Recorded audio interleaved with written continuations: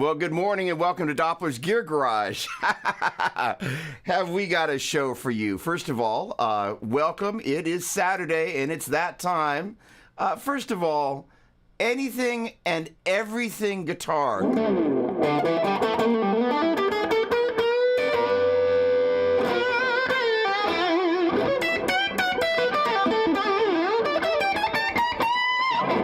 Good morning to you. Bill Allen, what is going on, my man?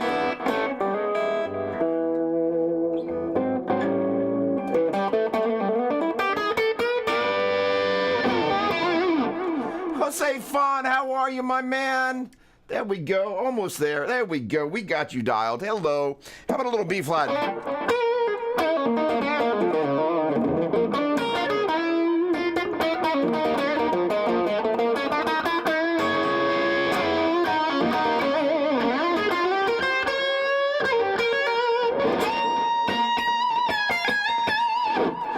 Alrighty then. Well, Steve Greenleaf, you get some E, my man.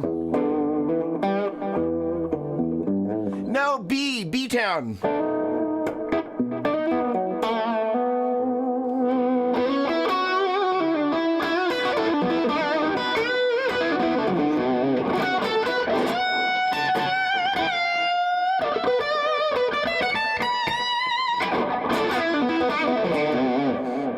Right on. All right. Hey. No. There'll be none of that. Holy cow. We've already had a few technical difficulties this morning that we need to go into. All right. Let's take a look at that guitar with great pleasure. So, Bill, you know, it's a funny thing. This is a $699 guitar that I am in the process of doing a video on, and it is very clearly an Epiphone, and it's a, you know, basically... There's a photo of me that the missus dug up of me, and actually right around the time that I first encountered Mr. Stephen Greenleaf, and I was playing a Tobacco Sunburst Les Paul. And as I've been playing this guitar, I was like, what does it remind me of? Unfortunately, the Tobacco standard's gone. But I was like, oh, I remember that neck profile. It was basically this guitar.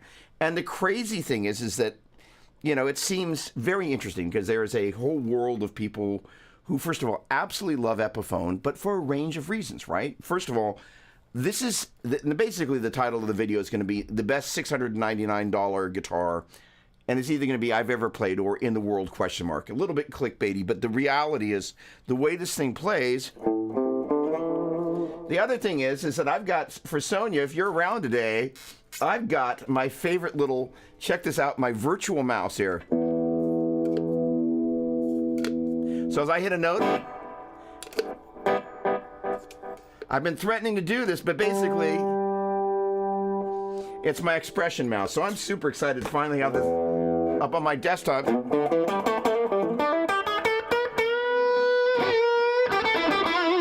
But the thing about what makes a guitar great, and this is part of what we're going to cover in this video, is that there are a range of things that I'm always looking for. First of all, good morning, everybody, and I will be catching up on the chat there. First of all, in case we haven't met, I'm Doug, and if you're a first-time caller, welcome.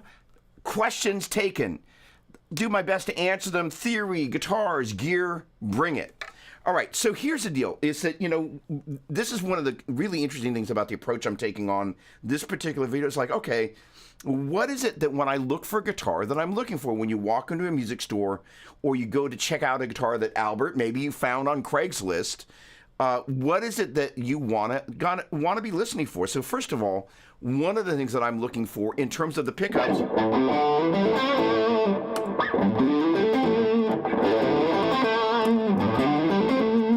is there consistency between the three extremes there, right? So I've got my volumes all the way up now.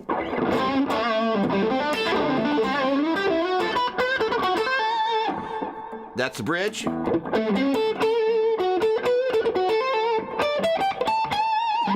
Middle and...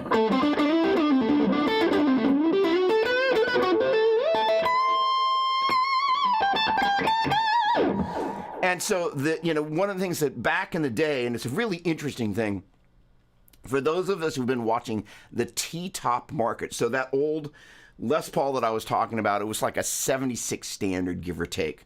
I had the T-tops, which are now going for hundreds, if not thousands of dollars, but everybody complained that they were muddy. And so kind of one of the classic things about a Les Paul is they can be muddy and or tubby.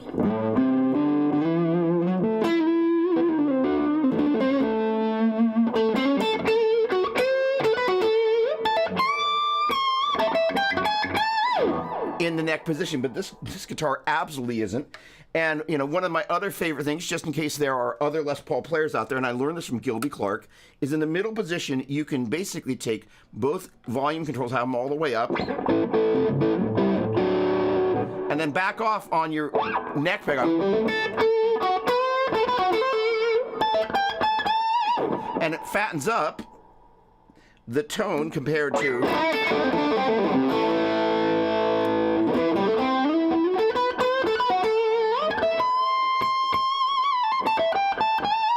Gives a little bit of the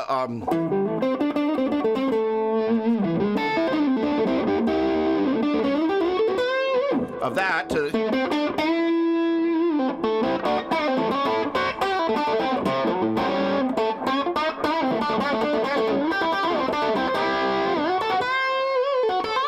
and it's kind of stratifying the Les Paul a little bit, if you know what I mean. And in turn, you can go in the opposite direction. Take the neck volume all the way up.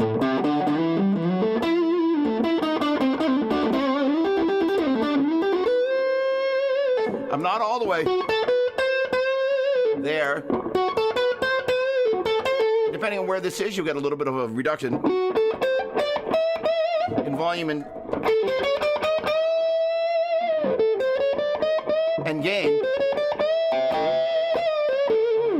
But that interplay is super important. The other thing is that, again, in Gibson world, one of the interesting things is on a number of my Les Pauls, in the bridge position, there is no fault of anybody's per se, but there's a disparity between the bridge pickup and the neck pickup in terms of how bright the bridge pickup is. And I find myself frequently just rolling off the tone control on the bridge pickup to make the overall balance of the guitar work better. This guitar, absolutely not the case. The bridge pickup. However, if you roll that puppy off just a little bit,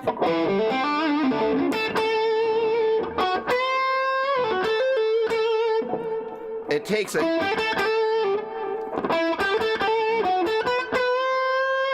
envelope of the note of your.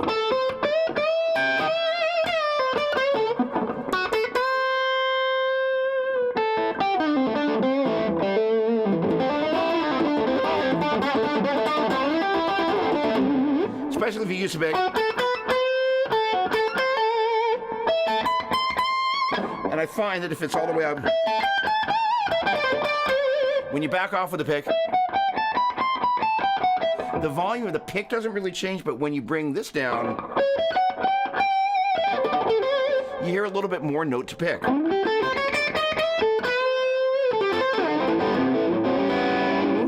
right, then the other thing that we're looking for, switching over to, see how that's set to clean. No, it's not. Let's get you here, and here, and here.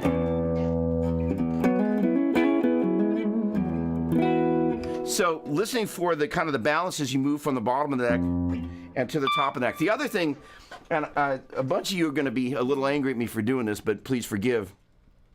One of the biggest problems that guitar manufacturers get wrong is the way the nut is cut. And this has got a tusk nut on it. Sorry, I'm going all the way down the rabbit trail, but hopefully somebody's getting something out of it, so thank you. So the deal is that if you check, I'd say 50% of the guitars that you own, you're going to find that if you play the C at the first fret, it plays sharp. And that's because of how the nut is cut. So this has got a tusk nut on it.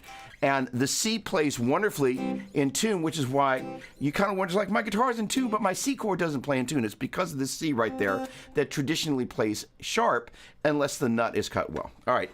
Now, that said, I'm listening for...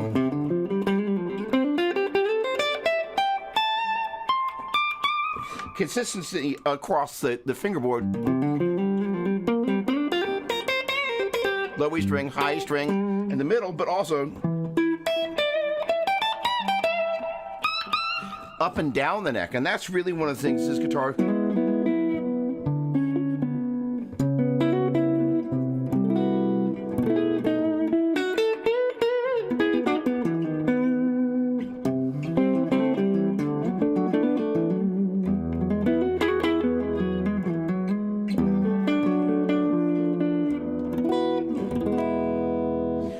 that to say, flipping $699. Holy cow. All right, let me get in and be a little bit sociable here, gosh darn it. And knowing that there may be a salutation to more here coming up, I'm ready. I'm ready. Okay, first of all, let's see here. Sean, hello, my friend. So it's not quite pink, but Sean and I share a passion for pinkish guitars. So Sean also has an American Original 60 Strat, which is one of my favorite guitars in my collection. So Sean, good morning to you. Albert, this is my Saturday wake-up call. You poor guy. Good morning to you. JB, what's happening? Sounds very good. B flat, the most ambiguous of all keys. So, all right. So that allows us to launch into this next thing. And first of all, good morning, good morning, good morning, everybody. The Red Rocker, I love that. Let me just quickly salute everybody. Brayden, hello. Digital Viper, come on, what's going on? Tony, my brother, hello. Okay, hey, Adam, hello, hello, hello. Shredding Finn, come on. Paul Richard, hello, my friend. Nick, great to see you, my friend. Simon, what's happening? I don't recognize you, so welcome aboard. Excellent, excellent. Oh, Muscle Car Red, come on. All right, and Gilberto, buenos dias, amigo. Okay, and again, any of you that are new here, welcome aboard. So one of the things that we are going to be talking about today, and I want to get back to this thing. All right, so this was great. Thank you, JB, for that. And, oh, I love that photo, dude. So the deal is B flat. Like, who really, really, initially wants to play in this key? It's just all kind of messed up. It's just kind of, all the open strings want to argue with it. But this is kind of my challenge to you. I would encourage you to make a list of all the keys you don't play in. Why? One of the things about the guitar is that its register nature. So B flat is in this area in the neck. It is close to A, but if you listen, there's a little extra snap.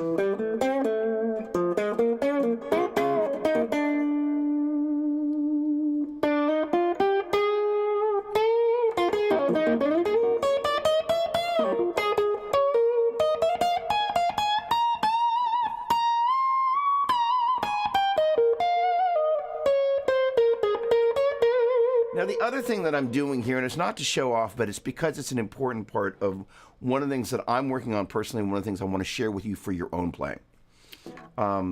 Short version. I'm in the middle of working on a pentatonic course. There are 4 main principles that are involved in that. 1, the shapes, the shapes, the shapes. Because when we go to play B flat, we're not thinking B flat, D flat, E flat, F, A flat, B flat. But, we'll get there in a minute, that's part of what's happening in the background. And we'll get to that in a minute. But the shapes drive so much of what we do with the pentatonic experience. But driving the sound of the minor pentatonic is the intervallic relationship of what's going on. That is, say, minor third, major second, minor third, major second. Going backwards, major second, minor third, major second, minor third. And in turn, as we go minor third, major second, minor third, major second, minor third, major second, major second, minor third. And the idea is getting used to thinking of the scale like that. Why does that matter? Because let's just say we're right there and we're at B flat, and it's kind of in this really weird, like all the, in this case, it's not the dots, but all the trapezoids are in the wrong place, and gosh darn it, it's messy, right? We're so used to A. But we're at B flat. But if we get used to, all right, minor third, perfect fourth. We're used to finding that B flat.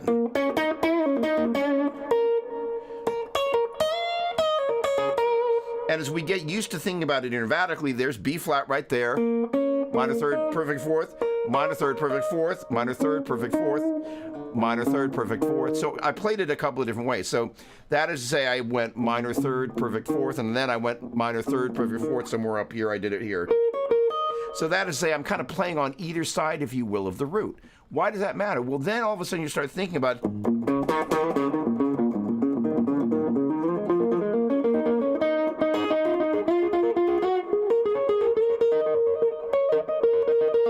And we think about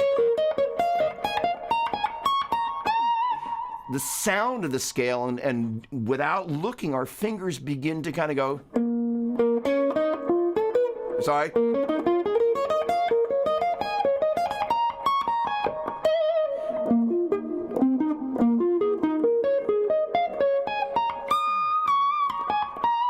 And you begin to think about it in the same way that your ear thinks about it, instead of just going, hey, I'm going to the 6th fret and I'm dropping the shape and I'm playing the same licks I play over and over in any other key. All right, the other part of this is compared to the major scale, this is a 1, flat 3, 4, 5, flat 7, 1.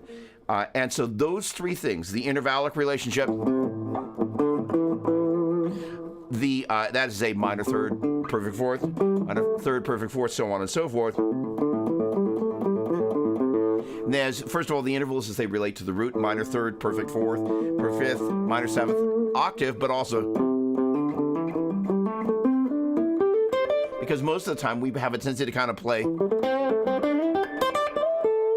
with the little exception of that perfect fifth that I played there, we have a tendency to kind of run.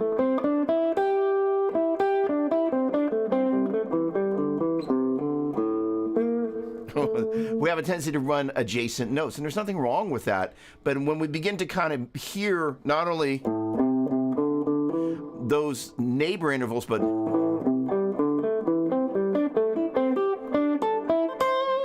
so I'm basically skipping instead of going or minor third or perfect fourth, I'm going that fifth there, and that perfect fifth, that perfect fifth, that perfect fifth. And then one of those, which one? There you go. The one off the 5 is a minor 6.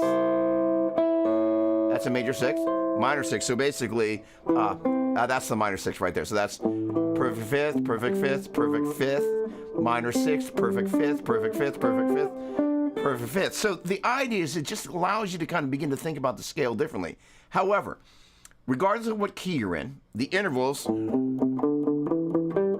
and the shapes, and the 1, flat 3, 4, 5, flat 7, 1, the scale degree numbers are the same. What's different is when we're in A, it's A, C, D, E, G, A. When we're in B flat, it's B flat, D flat, E flat, F, A flat, and B flat. Now, the advantage of that is as follows. If I play a B flat minor chord,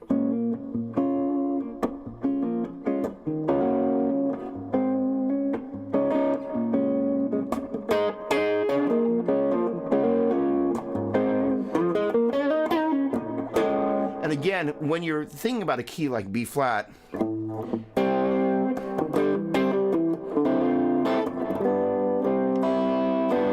I hit that high string, you get those open strings.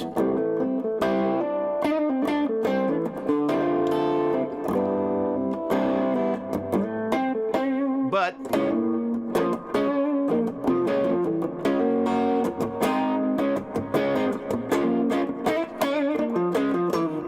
snappier, and sometimes whether you're a vocalist or you just want to,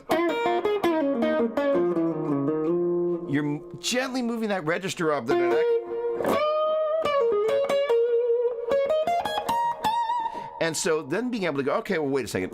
That tonic chord, that is, say, that B flat minor chord, that's a bunch of B flats, Fs, B flats, D flat, and F, and B flat. So basically that B flat minor triad is B flat, D flat, F. And that's 1, 5, 1, flat 3, 5, 1. So it's basically, there are my B flats, there are my Fs, and there's my D flat. And really, again, that's just, those three notes are the same.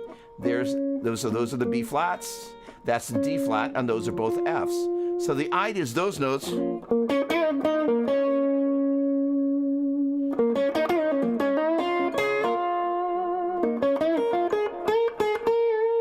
that B flat, D flat, E flat, sorry, B flat, D flat, F, and the B flat again, those are the resolution tones. So if you know where that B flat, D flat, F, B flat, D flat, F, and the B flat, D flat, F, and the B flat, D flat,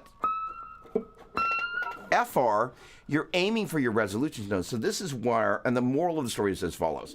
And thank you again, JB. I'm riffing on this concept about this. The idea is that if you can begin to think about it intervallically, so just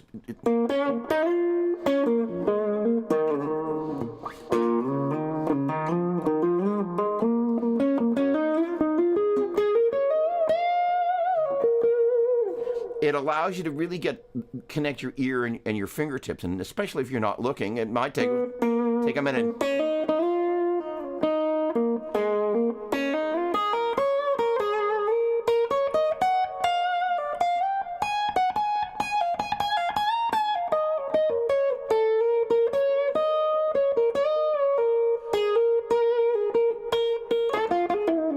And after a while, you kind of, there's my root. So that's a B flat. There's a minor third, perfect fourth, perfect fifth, minor seventh. That's the octave right there. So I'm at that pattern number 1. One box, but we got there by linking it. Ah! Let's see if I can do it. Come on. There we go. And I'm not as good at linking the notes on the high E string as I should be, but it's just a matter. I can do it by eye. But the other thing is when you get used to playing in a key like A, your fingers begin to memorize that. But the thing about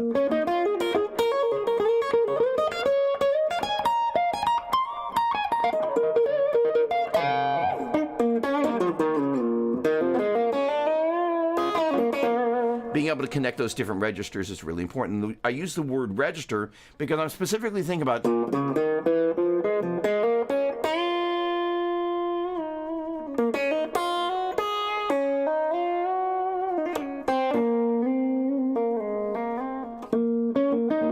it's now different. That B flat, sorry. Same note. 1 flat 3, 1 flat 3, 4, 1 flat 3, 4, flat 3, 1. And you can really hear how different those registers sound, and that's where being able to go, okay, I'm aiming for a B flat, D flat, and an E flat. Sorry, B flat.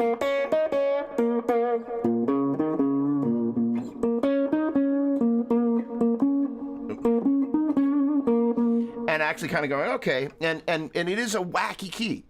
But until we begin to tackle the wacky keys, we end up leaving areas of the neck unknown. And again, the thinking about not only just playing in the different registers, but actually exploring a key that, first of all, if you're getting together with the keyboard, is B flat is a popular key. And horn players love it.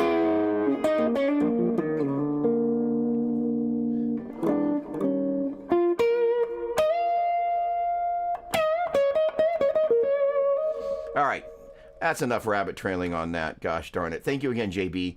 All right, let me get caught up on anything here. First of all, again, good morning to everybody. I'm not going to have time to do salutations for everybody, but Shane Wise, good morning to you, my friend.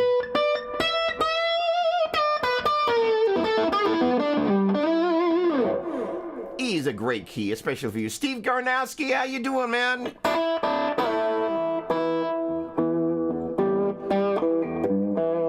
All right, conversely, I'm going to drop an anchor on that for a quick second. I'm going to jump back in a minute and give salutations to everybody. Here's the deal. The thing about open string keys, E is a great one. There's so many different options that you've got. So let's say, we want to take a chord. Let's say we're going to go E minor.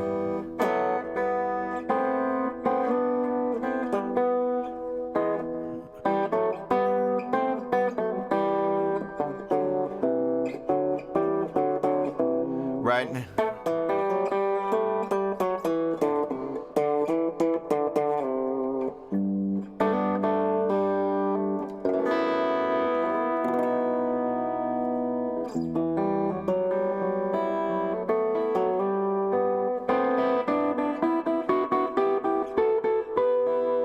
If you're just looking to get some, you got a looper, you just want to.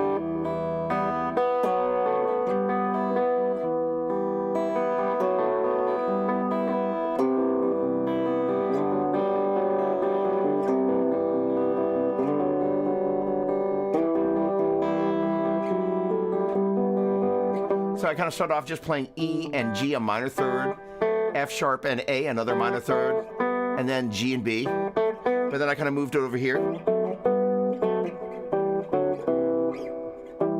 You keep hearing me kind of riff on Rhiannon, but the reason I kind of moved it over here,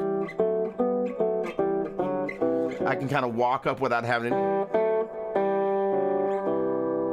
But the other thing is I did something there I want to actually encourage you to think about doing. Every so often I'll be playing a piece of music and I'll leave an open string ringing.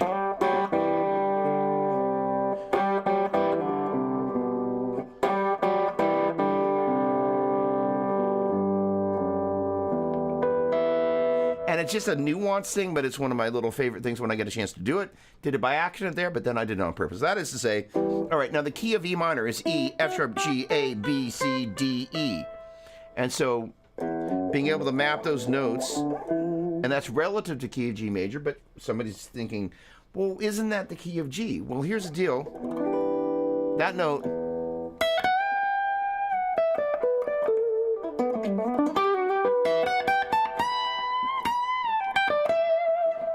it's based around the E note of E, F sharp, G, A, B, C, D, E. If I wanted to base it around the G note of G, A, B, C, D, E, F sharp, G,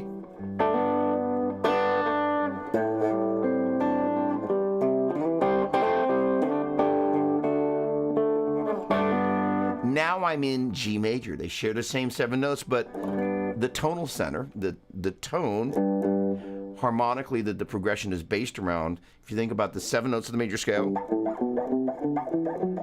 and you could think of those in terms of chords as major, minor, minor, major, major, minor, diminished, major. You can think of that as the 1, 2, 3, 4, 5, 6, 7, and 1 chords. So a 3, 6, 2, 5. You've probably heard those numbers before. Refer to the chord based on the 3rd degree, in this case a minor chord. 6th degree, the 2nd degree, and the 5th degree. 3, 6, 2, 5.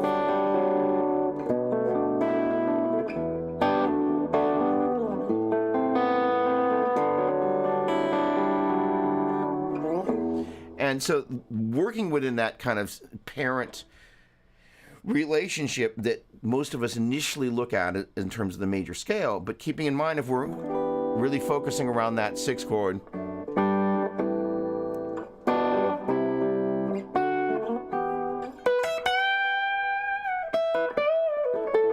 the other thing is harmonically, if we're thinking when we're in quote unquote E minor, we're thinking about that tonic chord, and this is kind of arguably the most important thing. That E note, that G note, and that B note that make up that E minor chord. Now, technically I played an E minor 7, so that's E, G, B, D. But I generally find I don't like to sit on the flat 7 too long.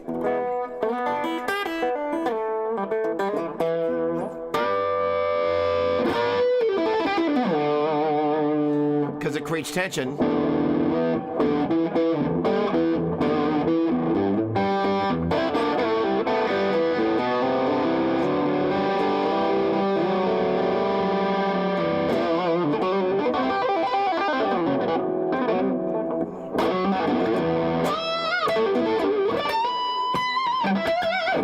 All right, gosh darn it. That was a fun distraction right there. Okay, Simon, I think I said hello. Best video ever on YouTube is Doug demonstrating the tone extra saturata. You are, well, okay, first of all, I had a little bit of a technical difficulty this morning, but I think my scenes are working more or less. So let's see if it's going to work right now. It is time to raise them up. There we go. That is working.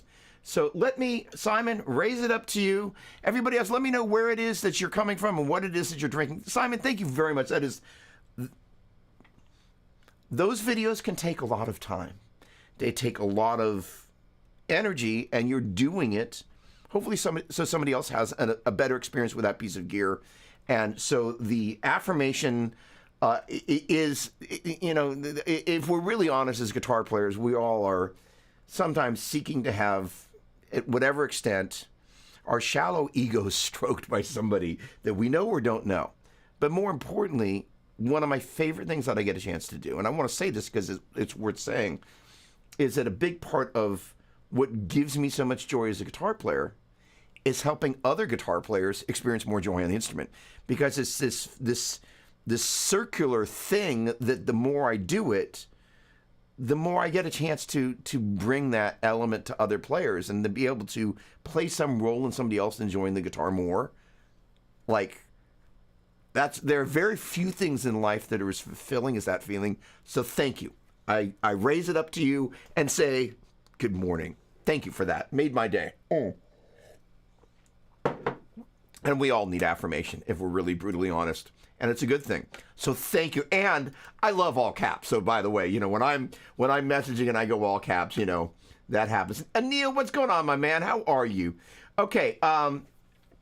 Which one are for Epiphone Les Paul or Gibson Les Paul? So this is a great question. So the funny thing is I'm gonna have the dirty conversation. You know, it's funny is that I'm a Gibson, Epiphone, Kramer, and Mesa Boogie endorser. And I dream of one day that there will be this guitar as a signature instrument. So this is kind of my crazy, wild, over-the-top Gibson Flying V that Gary Brower, my guitar tech, and I kind of did a bunch of mad customization to. And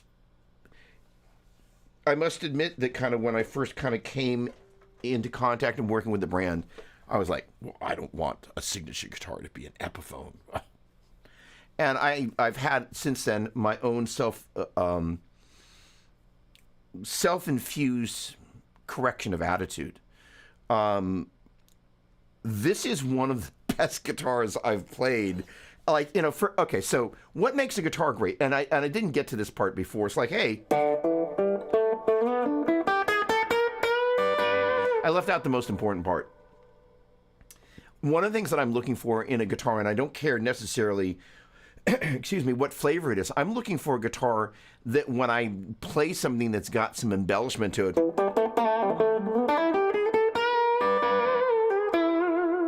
Or those of you seen, what was that?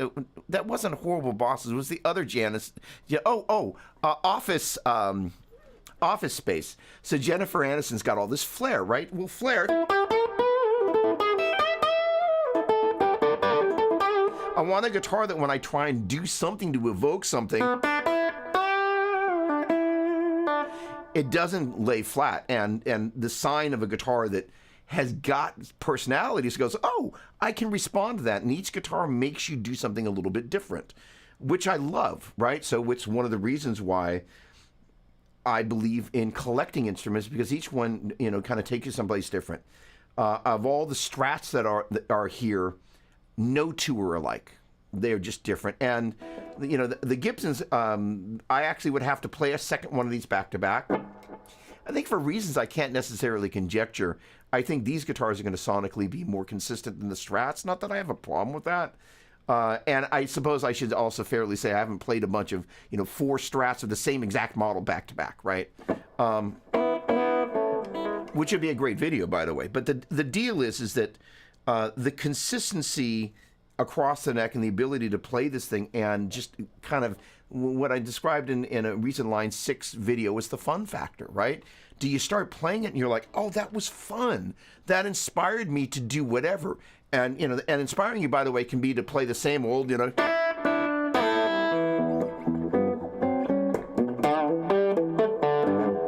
Whatever it is that you've been doing, or maybe it's gonna go.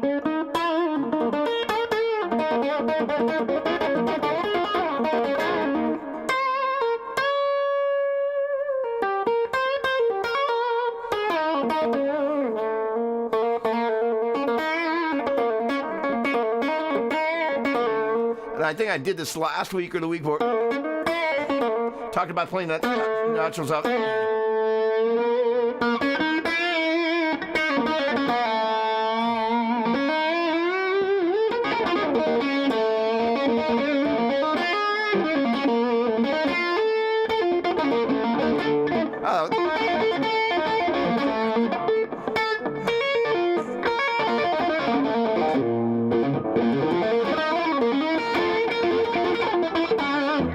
quite come out. Now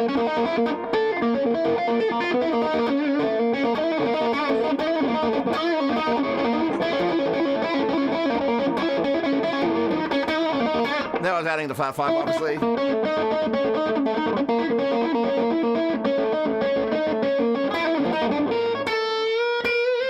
Point being is that an instrument, you're like, oh, we're off and running, right? Where instead of thinking about, oh, I'm doing this, you all of a sudden find yourself playing, and you've fallen into the pit of inspiration that you're like, this is great, right? And you're like, so, $699. That's just, it's obscene.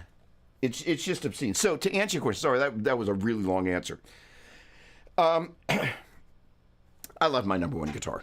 This is home, right? But I got to tell you, sometimes home guitar, you start playing like you do on a home guitar. And what's great about another instrument is it allows you to kind of hear a different voicing. It plays differently in the different registers, and it takes you somewhere that's a different journey that when you come back to your home guitar, you can bring that too.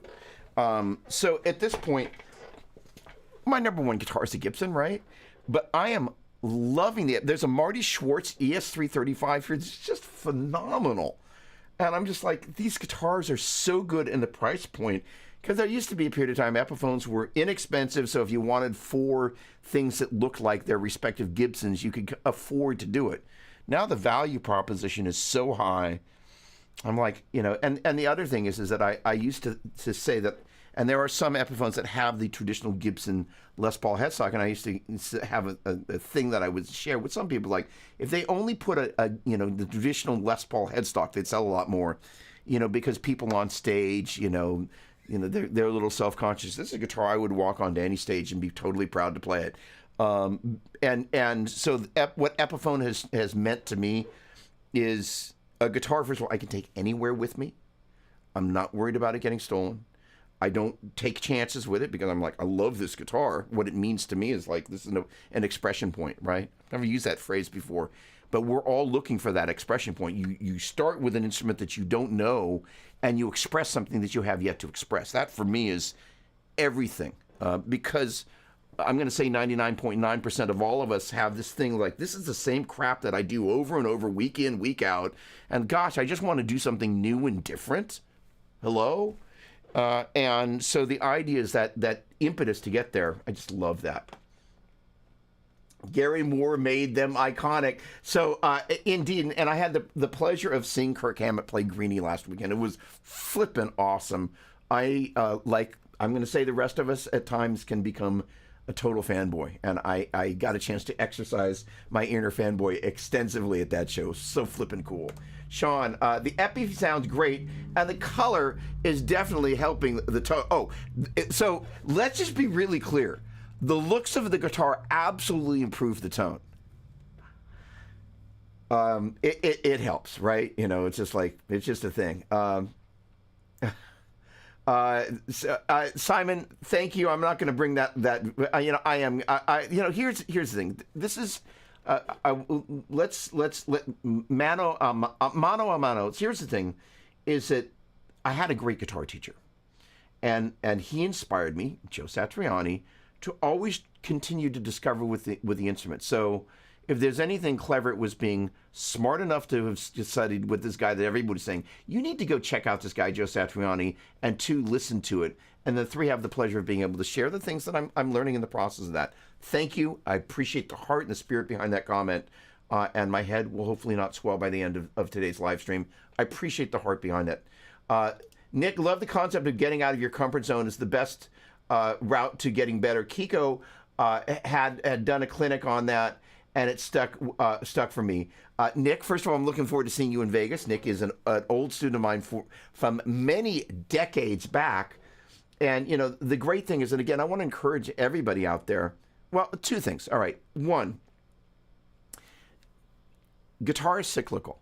And well, I'm going to speak to the truth of the matter is that emotionally, our feelings about our guitar self is tethered to these cyclical waves. So when we get out of practice and we pick up the instrument oh, I suck, I can't do all the things I want. The emotion is a very real emotion. So I want to encourage you I'm going to offer some practical advice, hopefully, that will be helpful. I didn't, yes, I did. Thank you. I don't have the link handy, but this little guy is just an amazing little piece of technology. So basically, you turn it on here, and it's got this little timer that I live and practice in 15-minute increments.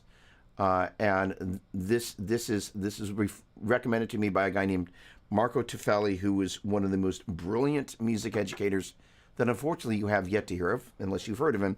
But he transcribes for everybody. Like I could say Tim Pierce and Rhett Schuhl, and then all the rest, and you'd kind of go, okay. And he's just a super great guy. He's in Italy, but he and I have had this kind of teacher love affair, if you will, because we love teaching and we love learning. And one of the things that we're both passionate about is incremental practice. That is, say, in increments of time. And 15 minutes is kind of, for those of you that have been hung out for a minute, there is a course coming called 15-Minute Fundamentals. That's gotten pushed out for a couple of other things, but that's still very much on the radar, which is like, hey, what can I do in the period of 15 minutes that I can sit down and either maintain, it's like as if going to the gym, what can I do to maintain my muscle mass, and or what can I just do to keep it from atrophying, or when I've had a chance to enjoy other things in life and I come back to the instrument, I'm like, oh, I'm going to use the word flaccid. I don't think I've ever used that in a stream. Flaccid really is not a word that most people really, oh, I want to be flaccid. Did I really just say it? I did. But there are times we come to the instrument, we're kind of like, oh, that was, fill in the blank. But flaccid will do is a word you're like, everything I seem to do it lacks passion, it lacks conviction, and the emotion behind it, and part of that is when we get out of touch with the instrument, it's really hard to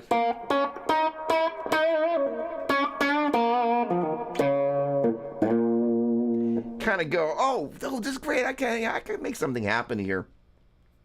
So having some basic things that you can do that are just part of your 15-minute little mini workout is really helpful.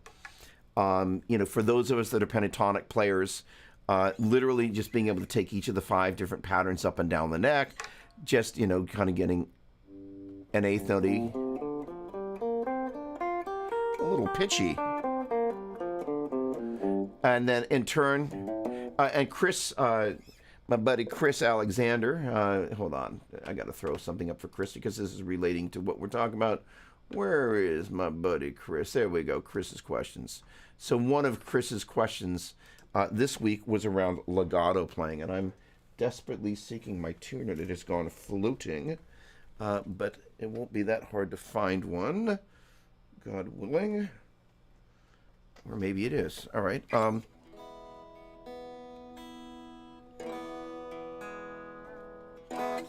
The deal is one of his things was around legato.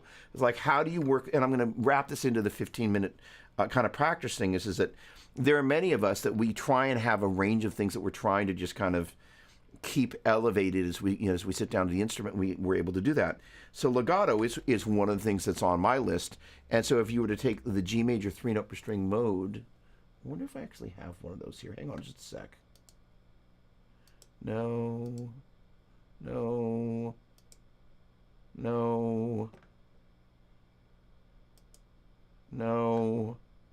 It was a nice idea. All right. I don't have... Oh, wait. Hold on. There we go. That's what we're looking for right there. So if you played... It looks as if it's at the first fret, but it's intended to be played at the third fret. Hence the G and the 3 there, indicating that this note is played at the third fret, 5th and 7th, 3rd, 5th, 7th, 4th, 5th, 7th, 4th, 5th, 7th, 5th, 7th, 8th, 5th, 7th, 8th, with the stretch 1, 2, 4, stretch 1, 2, 4, 1, 2, 4, 1, 2, 4, 1, 3, 4, 1, 3, 4. So the deal is, a great exercise to work on for your legato is as we ascend, think about those notes right there. If you think about that as up, and that being down, and that being up is up, down, up, down, up, down, up, down, up, down, up, down, up, then down, up, down, down, up, down, down, up, down, down, up, down, down, up, down, down, up, down.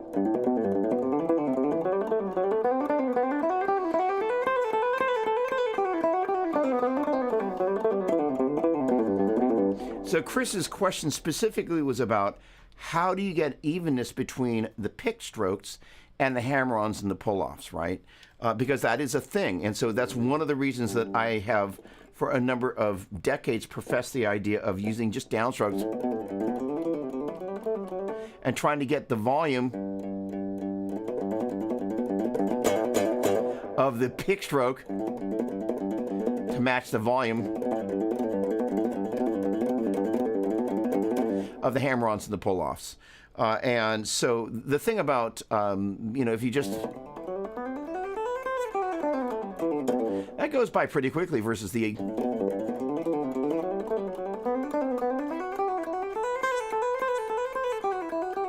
The other thing that I would suggest doing, if you're going to notice, I have a tendency to kind of look in the camera a lot, but one of the things I'm really focusing on doing is not looking at the fingerboard. And it's a very conscious thing.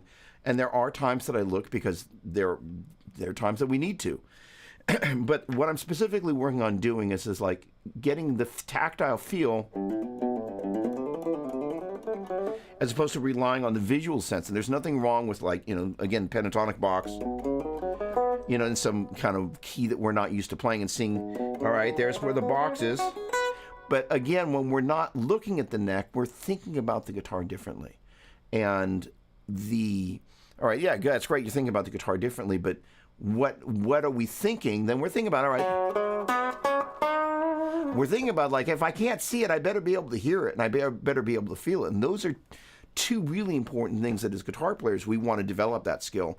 And to a certain or large extent, the more we look at the neck, the more we're focusing on that leg of the table, sometimes at the expense of those other legs. So I'm really getting to a point where I'm trying to practice as many of the things I can do without looking at the neck. And, it makes things more difficult, but at the same time, what's happening is my sense of touch with the instrument is getting better. And I think that's something that we all want to strive for. I would much rather be able to play in some key like B flat,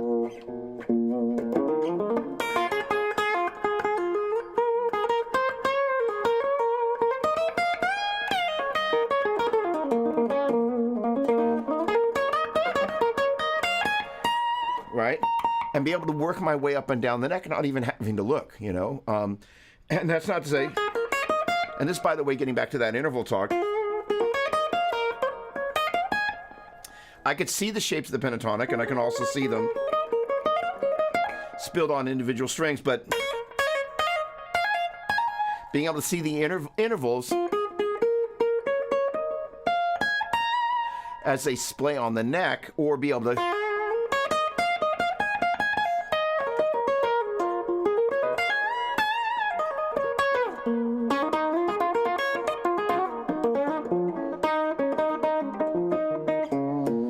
to feel where they are, because you and I, we just know that. It's like, gosh, if I could play the things that I hear, chances are they're easier to find by touch and using our ears than looking at the neck, because we just kind of see the same shapes and the same patterns over and over. All that to say, the legato side of things is one of the things that you might do. So again, that kind of up, down, up, and that's what I describe as a waterfall motion. That is to say, if I were practicing the 3-note string modes,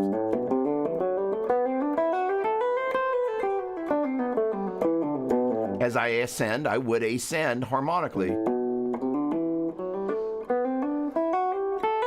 And as I descend, I would descend harmonically. So this waterfall motion implies that as I go up, I'm going up, down, up, down, up, down, up, down, up, down, up, down, up. And then on the way down, it's down, up, down. Most importantly, the last part of the figure has me descending. The other thing you can do, and I would suggest doing,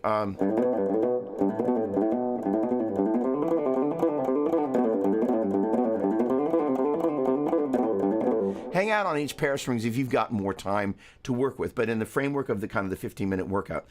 I'm going to hit the pause button on that concept and go back to this pairs of things and what I affectionately call 4Zs, 2Zs, and 1Zs. And it's slightly silly, but I like to kind of make things fun. Practice should be fun. I love practicing because the end result is I'm getting better at the things that I don't do well. Go figure, right? But the idea of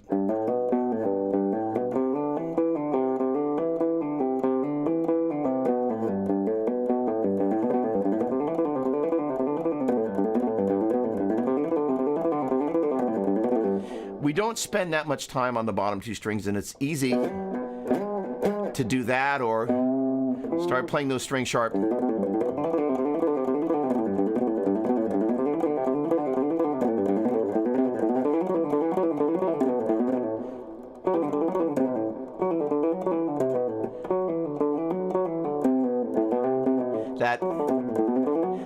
That 3-2-1 on the way down.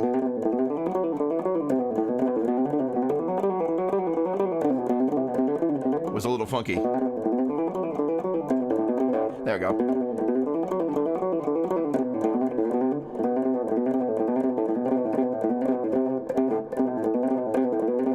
There I'm just doing singles of.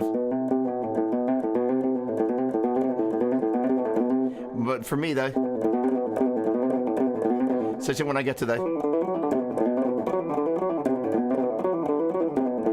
and the reason these pairs matter so much, I can go. I'm playing Dorian, by the way. But if there we go. That little bit at the end is a little funky. I only play that once, so I can just move on, and we want to avoid that stuff, right?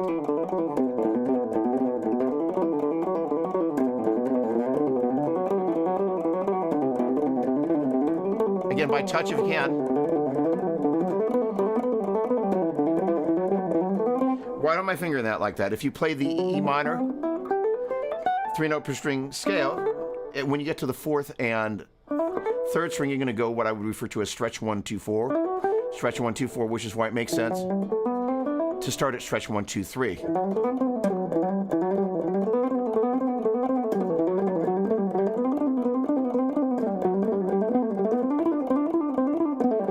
Now, I've gotten in the habit of doing this thing, and I hope I'm not losing everybody here going like, holy cow, enough 3-note per string.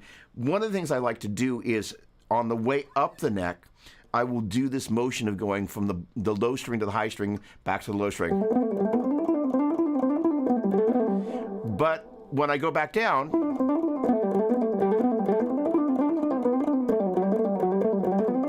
leading from the upper string. So the deal is, the way that I set that up is I kind of do a half a sequence. So that is, say, the ascending and then descending sequences.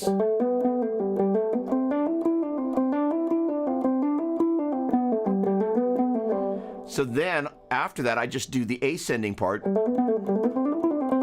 So if you will, half a sequence, or what I call a shunt sometimes. It's just kind of like a little piece. And then, from there,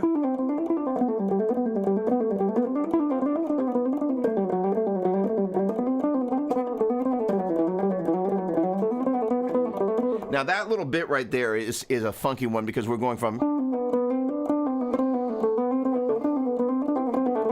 and this is one of the other things I would suggest doing on wacky transitions like that.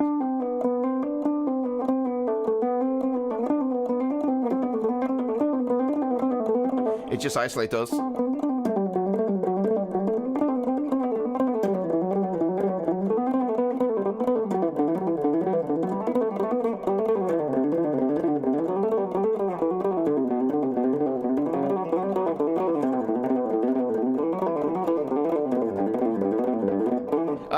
Oh, come on. And that's what I refer to the buttering to the edge of the bread. If you're not careful, you get to the end, you go, oh, I can just lay off on the concentration. Like, no, no, no, no.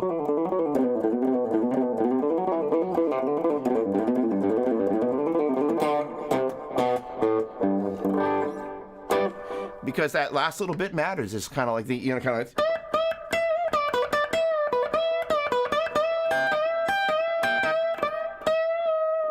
you don't want to crash and burn at the end of the phrase, right?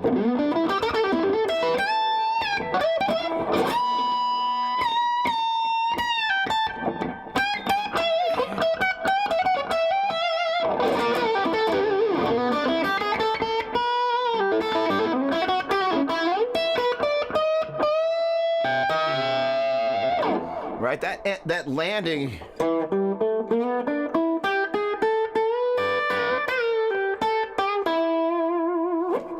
Is where you land the plane. We don't want to crash on the flipping landing.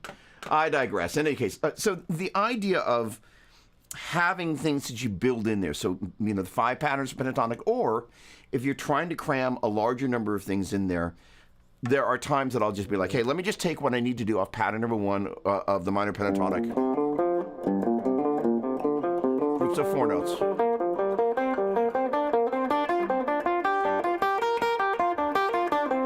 And by the way,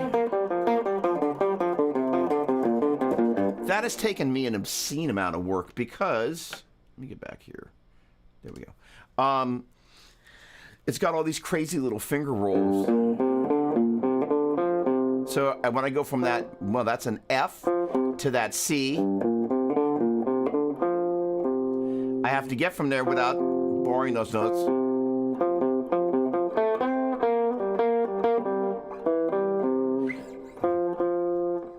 Sorry, I humor myself from time to time. The point being is that some of these things just take time, and I want to encourage you, give yourself permission to go, it's okay, I'm not there yet. And it's part of how I manage to not just totally frustrate myself personally, because I have so many things that I want to be better at, that I'm like, hey, just take your time, be patient with yourself. And the great thing is this guy,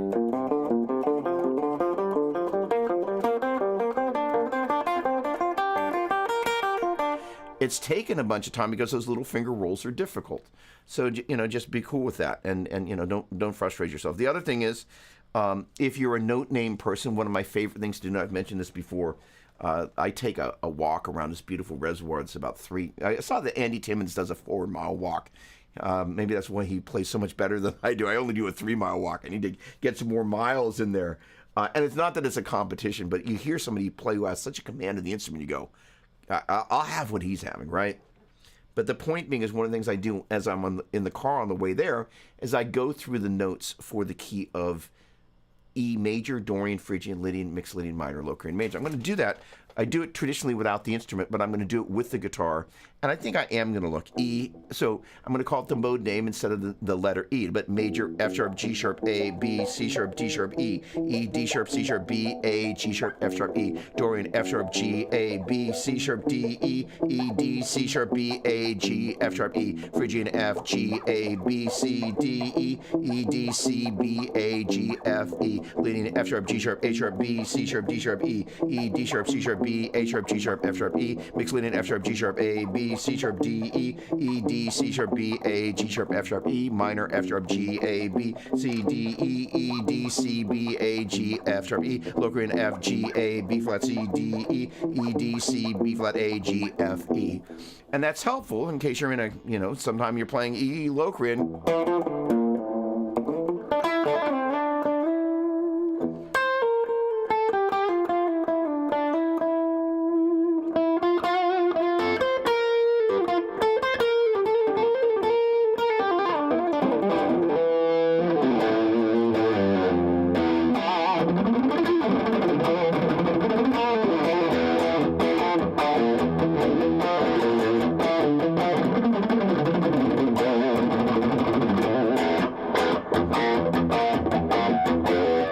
You actually know the notes are E, F, G, A, B flat, C, D, E. And you actually, this is one of the things about muscle memory. I played E minor pentatonic so much, I desperately want to play that B natural and not that B flat that's in the key there. And if you don't know it's a B flat, you don't know it's a B flat. Just saying. All right. So that's enough rabbit trailing on that. Make a list, just kind of go. And what's great about a little timer like this, it's my bestest friend. The other thing is I have this great metronome app that I love, love, love, love. It's on my home screen, just there. It should be set at 80 BPM because that's where I have a tendency to live. And I just, 15 minutes of just going through stuff just really will help you reconnect with the instrument and so on and so forth. All right, hang on a second. Here we go. There we go. The specs on this guitar are really great for the price. Rosewood. Okay, so Epi Pro. Oh, so So this guitar, this is actually a Laurel fretboard. So I'm not meaning to be corrective, Sean. I love you dearly. You know that. So it's an interesting thing. So there is a whole bunch of people like, Laurel, and I'm like, you know what? This thing sounds great, plays great, feels like rosewood. And I feel absolutely no need to change anything. The other thing about this guitar, not that I'm at enough volume to do it, there's an amp over there, by the way, that many of all of my vintage Gibson Les Pauls, with the exception of one, I've had to pot the pickups because they squeal. These pickups don't flip and squeal. They're great pickups. But in any case, so it's got Grover tuners. That's the other thing, is the number one thing that I do almost instinctively when I get a new Gibson or an Epiphone is I'll put locking tuners on there, and I didn't need to do that on this guitar. It stays in tune unbelievably well. It's got a 12-degree radius. They've and in the video I'll talk about this. They've invented this kind of this improvement that's an Epiphone-centric thing, which I think is very interesting. Those of us that have lived with Gibsons, I normally don't take all my strings off at the same time, but for those who do, your stop bar tailpiece has a tendency to kind of come flopping off. And they've kind of made it such that the way these fit on there, they don't go flying off. And in turn, the belief is it improves the sustain, which I'm inclined to believe as well. And, you know, I've played tunematic guitars since 8th grade, 9th grade, something like that, you know. All right, in any case, it's just great. Sylvain, never apologize for being late. Great to see you. I hope your neck is doing well today, my friend. Pleasure to see you. Thanks for coming.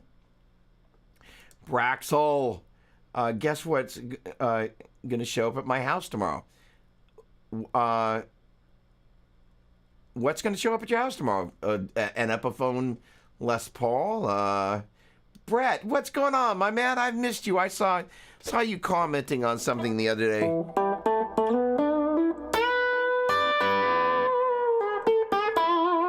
By the way, I'm playing through, so I'm in the process of prepping this place. One, this guitar, the demo I'm going to do for this guitar is part of the process is going to be about, you know, there are the things that you would want from the instrument kind of on its own. You know, like, you know, are the pickups well balanced as you switch from bridge to middle to neck?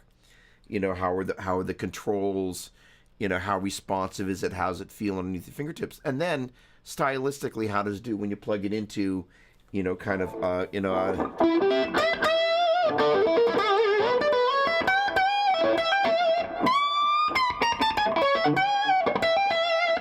a kind of a vintagey tone. Back on the violin. Back on the tone controller.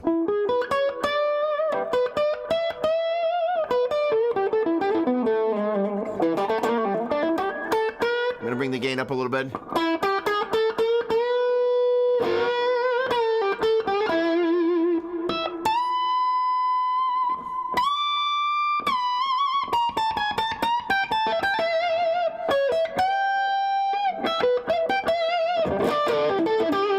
So I'm playing through the film, one of my Fillmore 50s, and what I've got set up here, because the idea is I've also got my TA15 Transatlantic 15, which has a great tweed tone, but it's also got a great, basically, boogie take on an AC 15/AC 30. So I've got actually one Fillmore 50 set up over here, and the other one is over there. So it's gonna get them up and running in stereo, and these two amps sound really groovy. Sonia is not here, at least I haven't seen her jump in, but basically what we've got is this is functioning as an expression pedal for I've got the Andy Timmons his signature what the flip is that thing called? I've got Atmosphere in my head, but gosh darn it, what the heck are you called? The Halo, of course, right? So but what it's got an expression pedal, so what I can go all the way what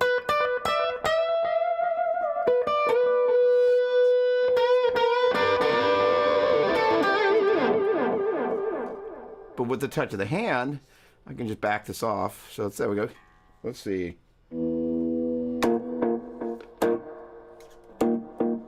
So I've been you've heard me yapping on about setting up like this, but it's like a mouse expression pedal.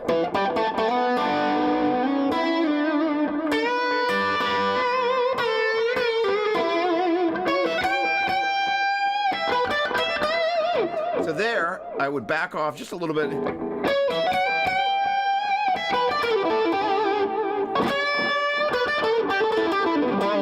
And there's a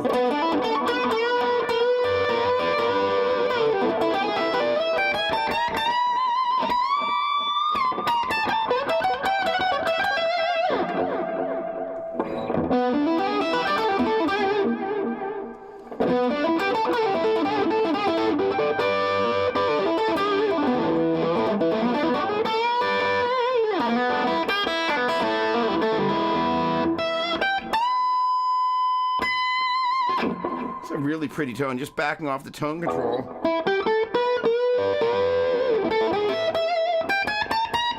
Adds kind of some of the creaminess. You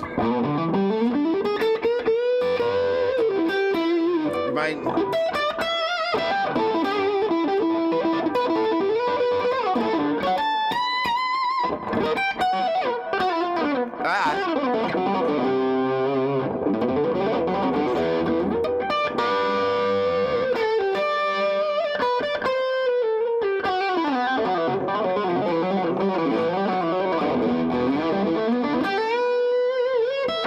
A little door.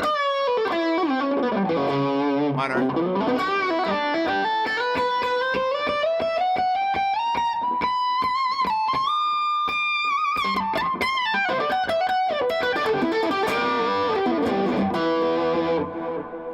Really cool guitar. All right. Gosh darn it. Great to see you, Brett. John, how are you, man? Always a pleasure. Am I still doing lessons? Yes. Matter of fact, in about 45 minutes, I turn into Lesson Doug. And it's always a pleasure to see you, my friend. How's the fun? You working on your slide playing?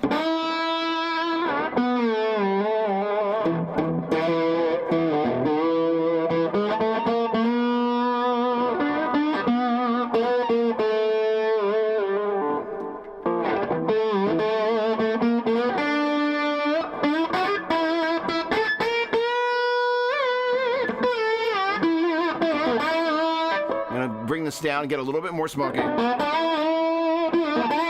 So there you go. So what I did was I brought the tone control down a little bit.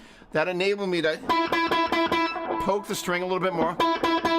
That is, say, by bringing it down all the way up, it's a little pokier than I want on the top end. By backing it off.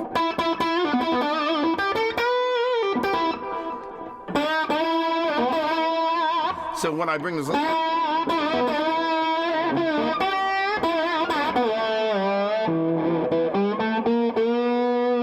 don't hit it too hard.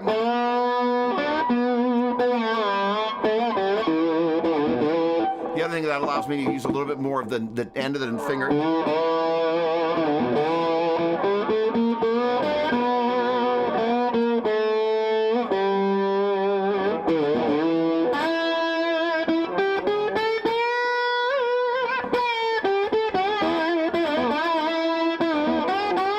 going to bring in a little more delay.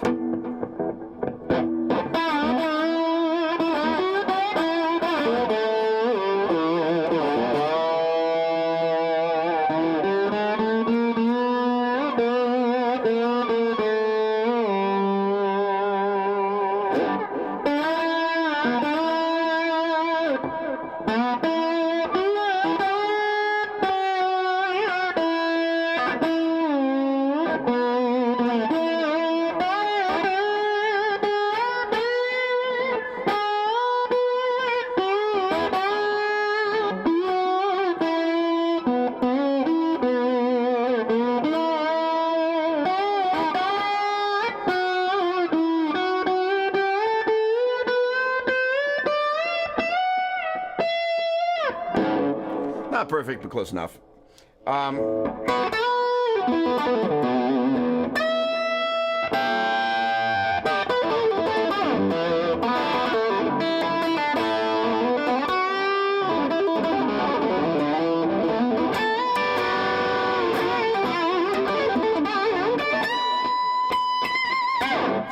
you know, the whole thing, you know, ultimately for me is like, I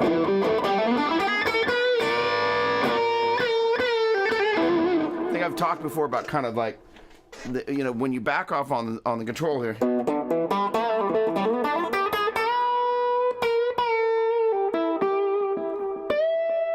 Back off on the delay a little bit.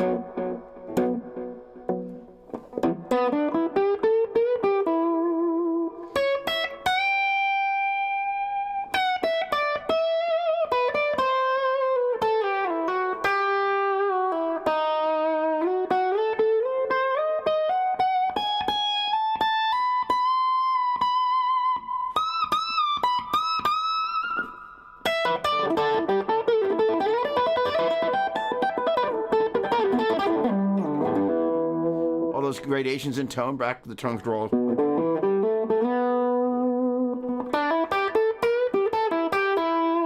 And you can get away with bring the volume up a little bit and keeping the tone back and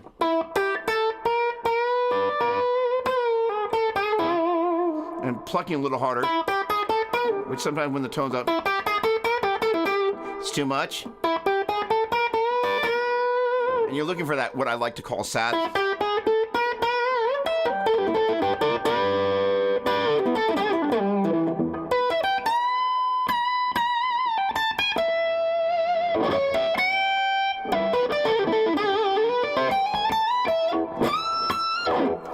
I digress. All right.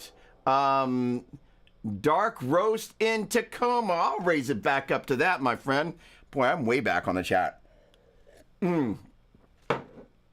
Awesome, awesome. Bottled water here.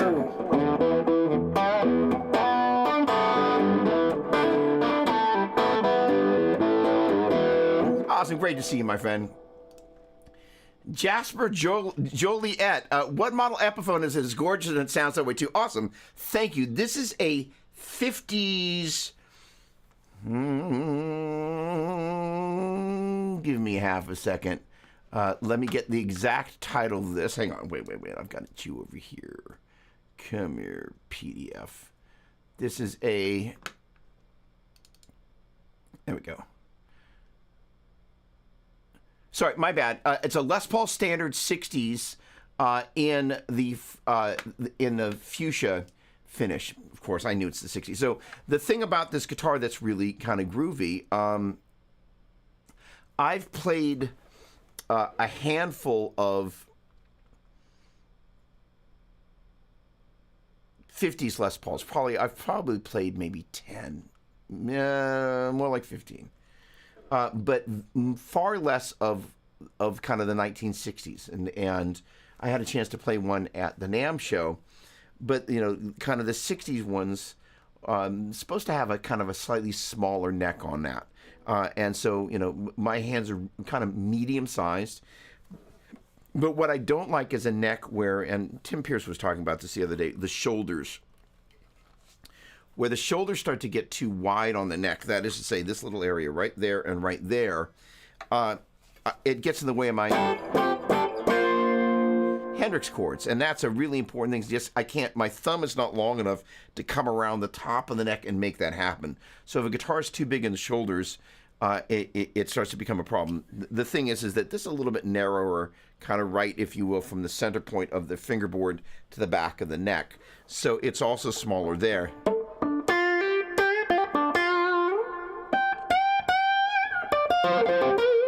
But it's just that little bit more slender, and it's really, it's a great feeling neck. It's super comfortable.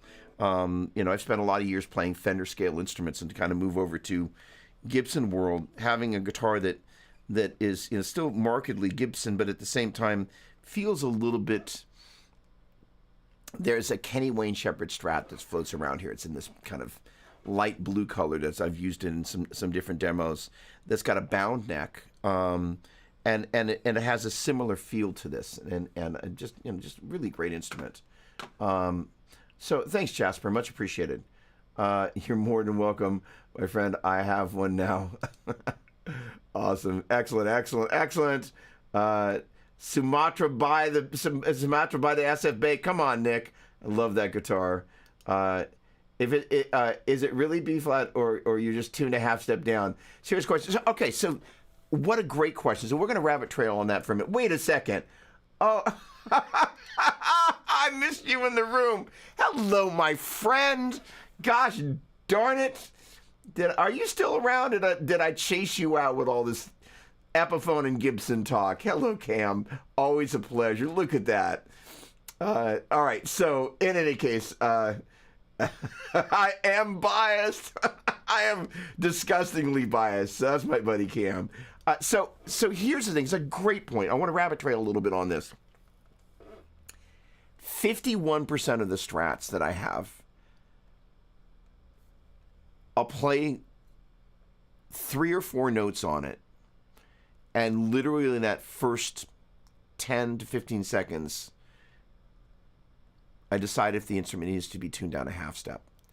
And at a healthy percentage of the strats that I've got that are here, just live a half step down. I find that with the Gibson scale instruments, I do not have to make that adjustment, I would say compromise to standard tuning. However, there are things about certain strats that they just really, you hear the guitar. And I remember that I've got a road-worn 60s Strat. And I remember my buddy Chris brought it down. I did a thing called the Ultimate Speaker Demo, where we gathered a bazillion Celestians, Eminence, and Jensen speakers and then ran them through a variety of different kind of style-driven rigs. And I've been wanting one of those guitars. I've got the instrument. I'm going to probably sell it to my buddy Rafa. But the point being is that the moment I play the guitar, is like, that guitar just needs to go down a half step. And it just kind of has the mojo. And you can hear it's like a half step down, this guitar is going to be there. Same thing with the pink American Original 60s Road 60s Strat, not road worn. And you just kind of go, oh, okay. With the Gibson instruments, I really don't. The only instruments that I've done that with is I've got 2 Prophecy Vs that I've taken down to C sharp.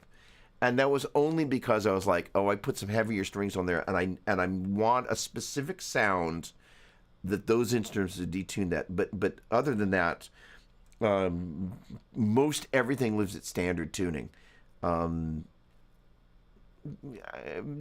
Because instrumentally speaking, I think, first of all, if you think about most Gibsons, first of all, one of the things that I do, which is relative to this, is generally speaking, all my Fender scale instruments are 9 through 42.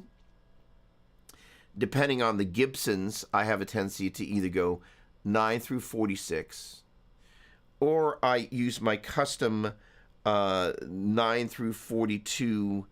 Actually, I think this one I did 10 through 46 because that's what. Well, okay, sorry. Let me back up a step. A little disinformation is never really part of the plan. So I live by this little guy here, my micrometer, and so it makes it super easy to kind of go, okay, that's a 48, that's going to be a 10, and just allows me to check the gauge. So this guitar shipped with 10 through 10. Sorry, that's not 48. This should be 46. It's oh, wait, hold on. Talk to me.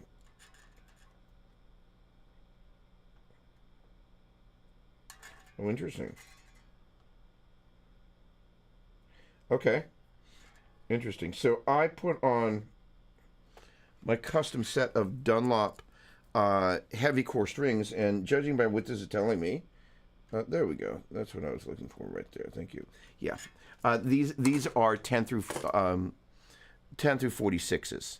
And so the thing about the heavy core strings is the name implies they have a heavier core. And so it means you can hit them a little bit harder without the string going out of tune. That is to say, if you hit that sound right there, that kind of warping into tune. It's ideal not to have that happen. So the heavy core allows me to do that. One of the things is Sweetwater. If you go to their website, you can find the brand and gauge string of just about any guitar that they've got that's in their inventory, what it came stock with. And so generally that's my starting place. What did it start with? So this came with Gibson 10 through 46. And so I put the my heavy core Dunlop strings when I went to replace the strings because I broke a string. And I'm a Dunlop string endorser, and I love their strings and I love their heavy core. And so they've kind of wound a bunch of custom sets that are basically a 9 through 42 that goes on my Fender scale instruments. And I think I've also got the 9 through 42 heavy core on the number 1 Flying V there. And I could measure that, but I'm 99% positive that's what's on that. And then, for an instrument like a Les Paul, which really, in my opinion, kind of wants to be strung 10 through 46, which is why is what to ship with. I put that on there, but the heavy core just gives you a little bit more girth on the and you just get a little bit more on the bottom without it being disproportionate to the other strings. But that said, these different keys, where's the instrument set? Most of the Gibsons, I just keep it standard tuning because I find with a 10 through 46, or as is the case on the Flying V, the 9 through 42, again with the heavy core, so that 42 behaves a little bit more like a 46. This 46 behaves a little bit more like a 48 or 52 because the heavier core. But because of the thickness of the string, and this is where this really matters. So if I just hit this and go, when you're close to the bridge,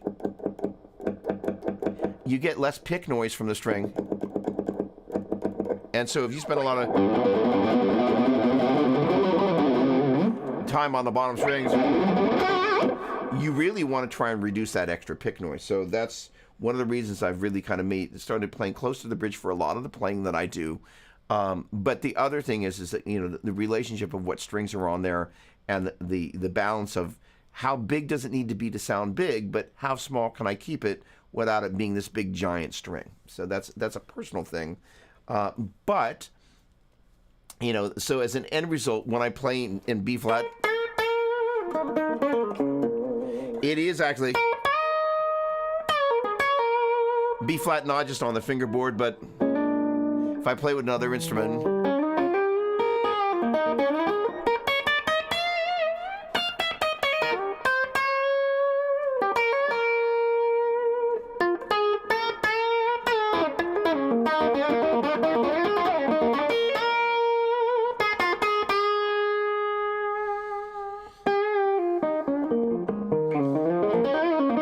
it's the other thing about this guitar, digging in.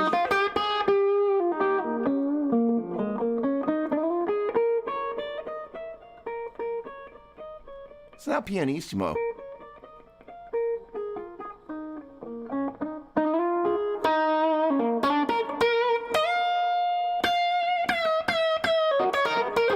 It's the other thing about playing with the tens. Nines have a tendency.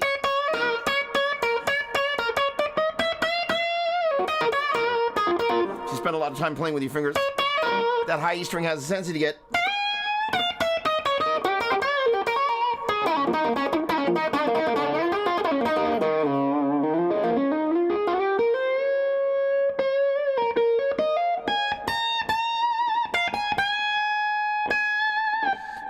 The high E string, if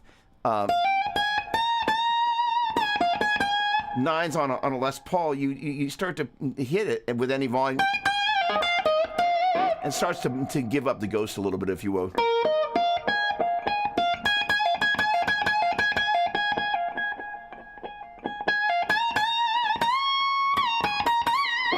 The dynamic range and the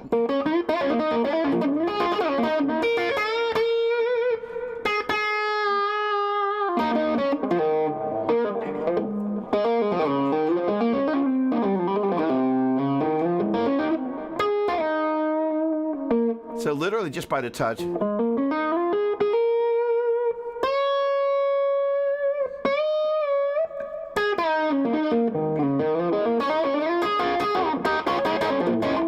got all that dynamic range.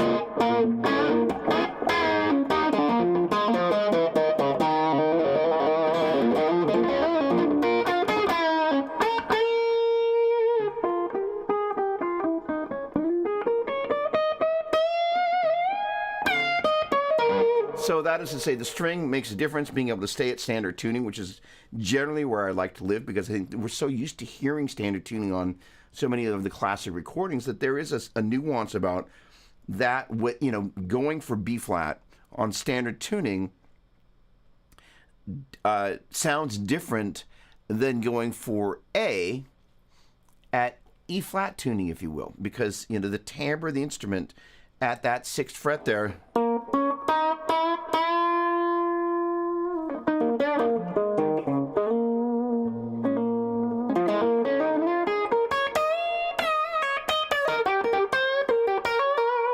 And everything else up and down the neck relates to that. I'm sorry if that was too much of a rabbit trail, but these things really matter. Like these subtle nuances of kind of the what and why. Everybody's going to have their own approach, which I totally get and respect.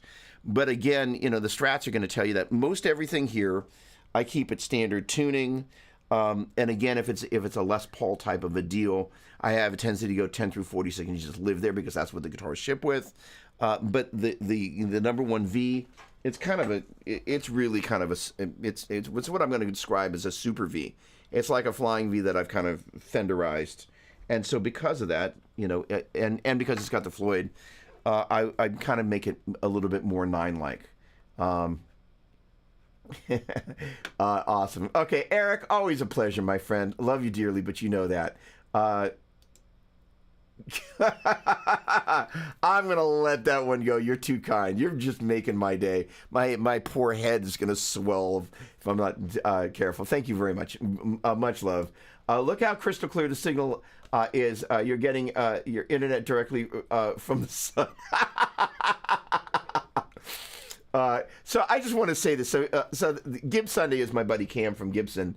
And one of the neat things about the brand these days is there are so many cool people, because, when you begin to think about the size of a company as the size of Gibson, Epiphone, Kramer, and Boogie, you think of this giant, footprint on planet Earth in the music world. But when you kind of begin to meet all these people, you realize there's this really relatively small but awesome family of people that are incredibly passionate about it. And, as a $699 guitar, I'm just like, how is that even possible? It's because people care. I just love that. So Cam, love you, bro. Always a pleasure. Simon, you're too kind. All right. I'm going to roll past that when my head's going to explode. Michael, how you doing? Fall into the pit of inspiration. Tell me about it. All right. Thank you, my friend. Robert, hello. That looks like a new name. Robert Shlomo, hello. I can appreciate the Epiphone inspired by Gibson series, but when you buy an Epiphone, I usually go for their original models, something like the Riviera, Casino, or Cornet. So, the interesting thing is first of all, I totally feel you.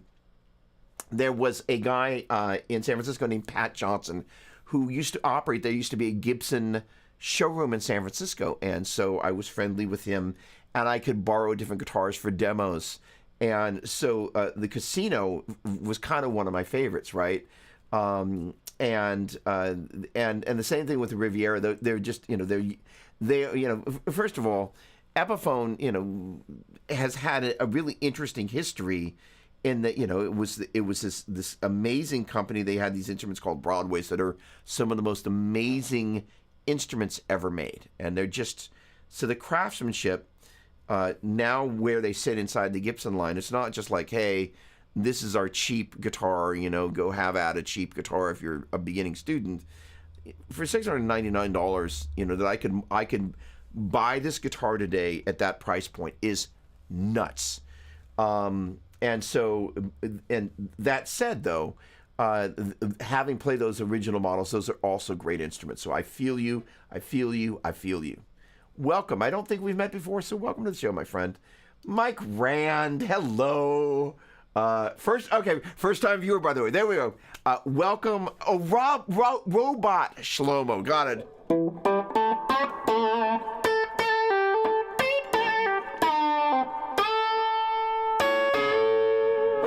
Welcome, Robot Shlomo.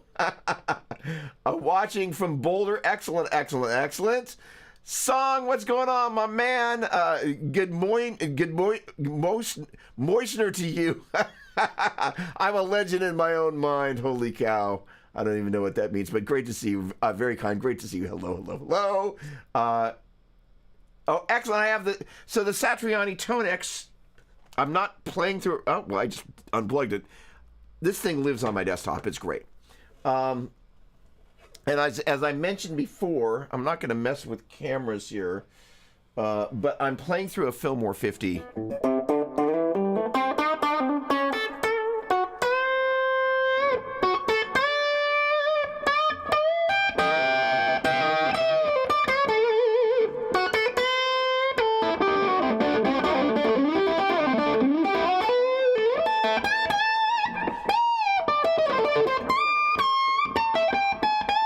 That's the head in a 212 cabinet loaded with the MC90s.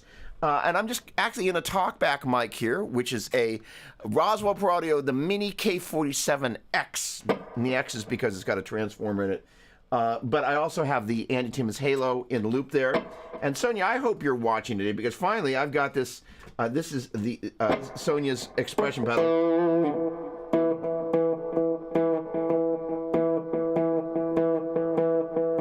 It's called the Fulcrum. So it basically allows me to do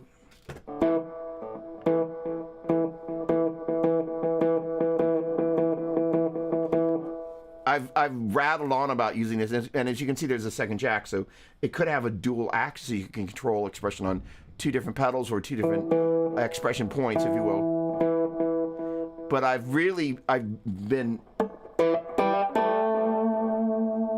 patiently waiting.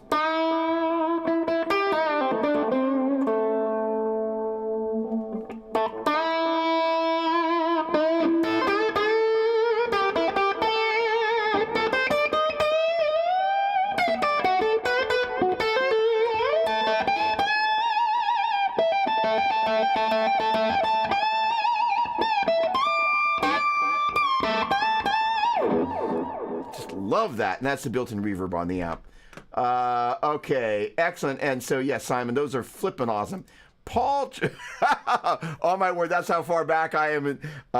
We were talking about flaccid tone. Yes, yes, yes. Nobody wants flaccid tone. Tony, love you, my brother. Speaking of any word on how the courses are coming along for us, very kind. So the Pentatonic course, there is a kind of a pilot group that I'm working with as we're kind of going through the curriculum, and I'm in the midst of trying to finish up these albums and then keep kind of, though I didn't drop a video this week, next Saturday morning. Saturday morning is the best time for me to drop videos. There'll be the one dropping on this guitar, and I decided to take a little bit more time. And so I'm going to briefly talk about this for just 1 second. One of the biggest complaints that I have about gear demos is that quite often people that are in the demo space, you get sent a piece of gear, and the first thing you want to do is, pardon the expression, you want to fart out a demo as quickly as possible so you can ride the arc of basically YouTube is a search engine for video. And so the closest you can be to when something drops, the more you can ride that wave. The downside of it means you haven't really had a chance to live with a piece of gear. So I took this with me last weekend. Those of you that hung out on the live stream then, thank you very much. And again, everybody that's here, I really appreciate the privilege of being able to have my own community that people want to show up on. It's so cool and so awesome and so appreciated. Like I said before, being able to, have things that inspire me, hopefully inspire other players. It's kind of like the greatest thing you could ever want and strive for. But when you go to demo a piece of gear, there's this pressure to kind of get it turned around as quickly as possible. And the riding that wave, especially with something that's new, but it means that you haven't had a chance to live with it. So really, I took this guitar with me. When I travel out of town, I almost always will bring a guitar, and I'm like, I knew I was going to do a video on this. But really, living with this instrument, the instrument begins to define you, and in turn, you grow through the act of playing the instrument. And one of the things that happened is when I went to the heavy core strings, the guitar's a little bit tighter, a little bit harder to play.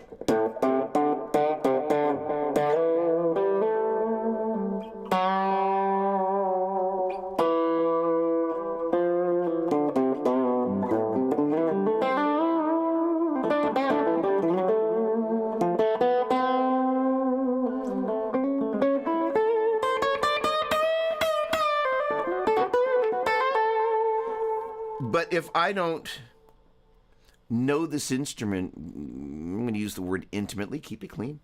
How can I possibly demonstrate an instrument that I haven't gotten to know musically, right? So it's kind of this slight oxymoron. So I kind of went, okay, when I go to do this demo, one is that one of the goals is I'm going to kind of set up a template for the other instruments that are around here that are Kramers and Les Pauls and different and other Epiphones. That there's a template, even though they may stylistically vary a little bit.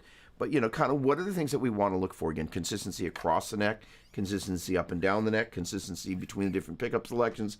How do the tone controls work in conjunction when the instrument's all the way up? And in turn, how can you use that to manipulate the sound? That was one of the questions that Chris had talked about in, you know, he always sends through some great questions. And in turn, how does it interact with the kind of the different things that you would want to plug into? You know, something that's a little bit more classic rock in nature, right?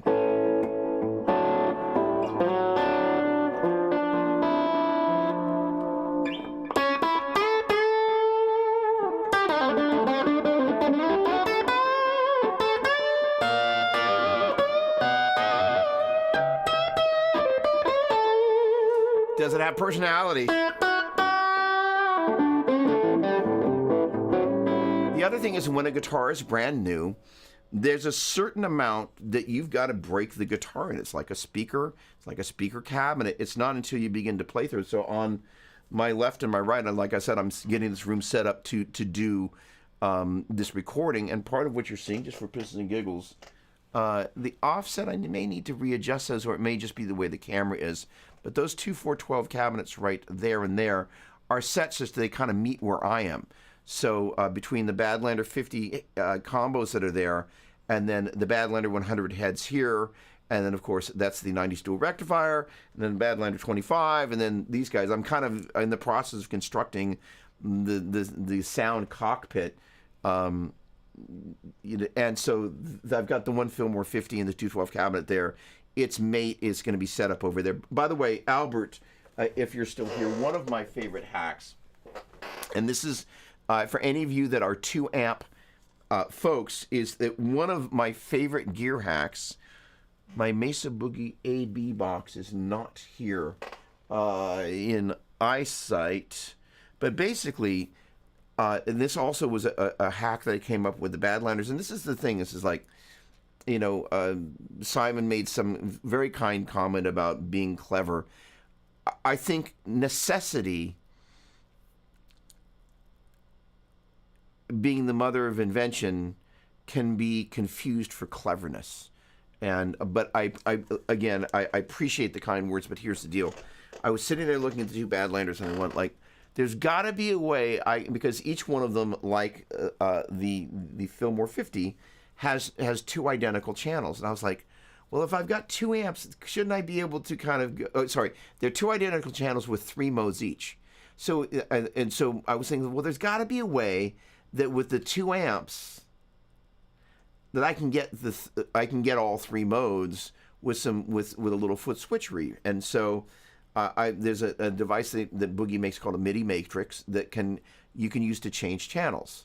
And then with the AB box, I can choose which amp I'm going into. And then by running the effects loops of both amps into this passive Layla, it's a splitter but can also function as a summing box. So I basically take the preamp out of both amps, and I'm only generally using one or the other, and it's the same thing I'm going to do with the Fillmore 50s.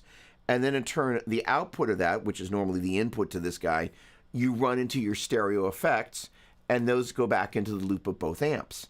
And so what enables you to do is choose which amp you're going to go into with the AB box, and in turn, with the MIDI matrix, you can also then choose which mode that amp is in of the 3 different levels of gain, clean, and kind of on those it's clean, crunch, and crush.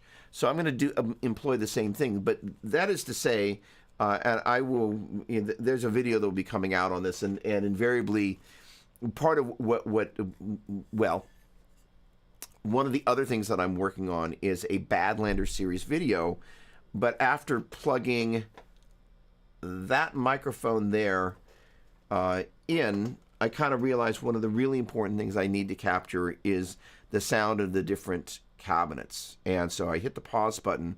And in the process of doing all of that, and for those of you that use reactive load box, I also discovered something else that was very, very important, which was that when you use a speaker with or without a reactive load box, and this is my latest purchase, and this guy right here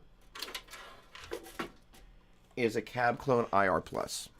And what's great about this magic box here is it allows me to step down via attenuation the volume of the amplifier. And in turn, in the lowest attenuation setting, you then have kind of this individual kind of volume control that you can bring things up or down with. But that scaled attenuation, other than kind of jumping that where it's just on this control, only happens at the quietest setting. But in turn, this allows you to load all these great boogie hours. But the point being is that you can scale the volume down, but still have the amp seeing the actual cabinet. And I did this little test where I recorded a little sample of me playing with the cabinet connected using a reactive load, and then without a cabinet connected using, I should say, using Cab Clone IR. With a cabinet connected and disconnected. And no surprise, the amp behaved differently when the speaker was actually connected. And so because of that, I've kind of gone through this whole range of like, okay, and here's the thing is that when I did the demo for the JP2C 112 combo, that doesn't have Cab Clone IR, it's got Cab Clone DI, it's the generation before that.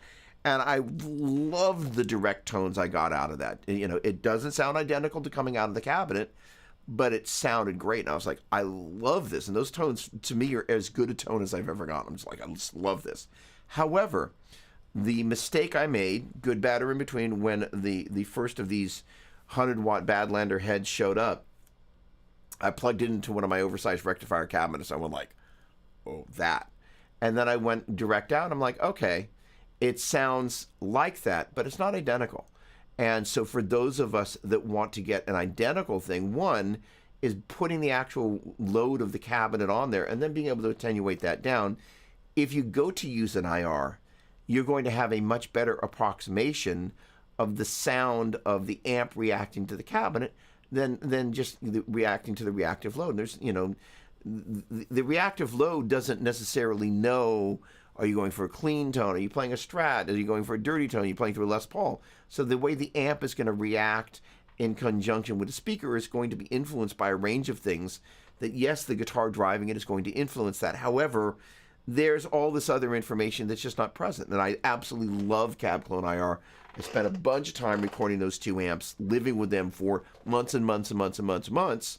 However, when I plugged the 100-watt head into the cabinet, I was like, and then I kind of went direct out, like there was enough of a difference. So I was like, okay, we need to address this, and I need to kind of make a bunch of tests to really understand that and how it is that I'm going to find the balance of that. So as an end result, I actually ended up picking up two of these units.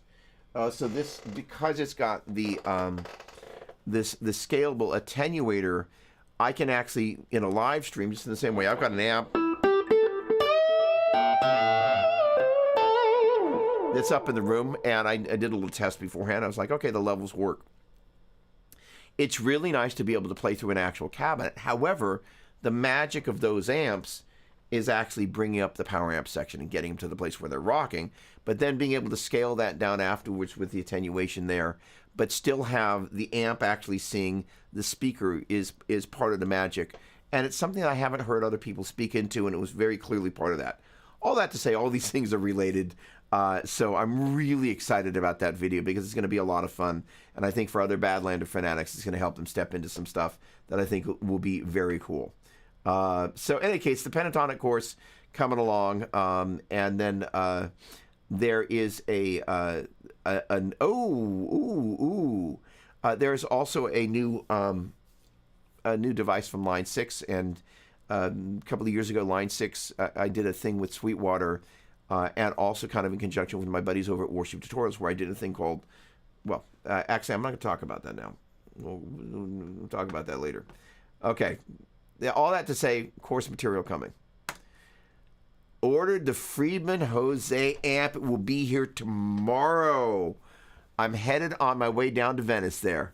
You're in Venice. Where are you? Congratulations, dude. So I was having a conversation with somebody about the Friedman amps 2 days ago. I actually have a Jose modded Marshall that's here that at some point sooner than later is going to get a demo, and it's also, as I start capturing stuff, we'll make those captures available. And those are just such great amps. So enjoy. Congratulations. Robot. I think my former guitar teacher used to call that thirds. Awesome. Nick, agree about having the good influence. And I was lucky enough to have two great teachers, Joe and Doug. Lucky you. Come on. I mean, on the Joe part, and on the Doug part, you poor guy. Gave me a solid footing. Come on. Love that. Excellent. Thank you. Pleasure to protect and to serve. All right. So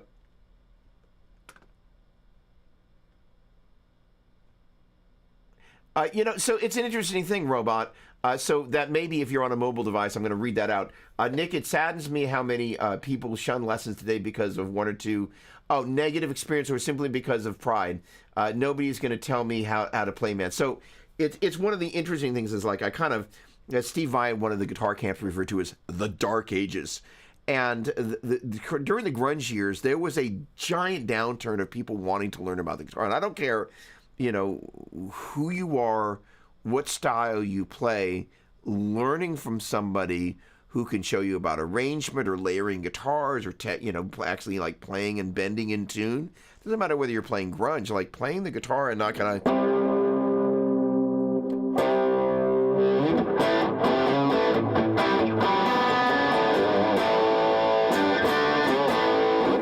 playing the guitar, and I realize that's not grunge.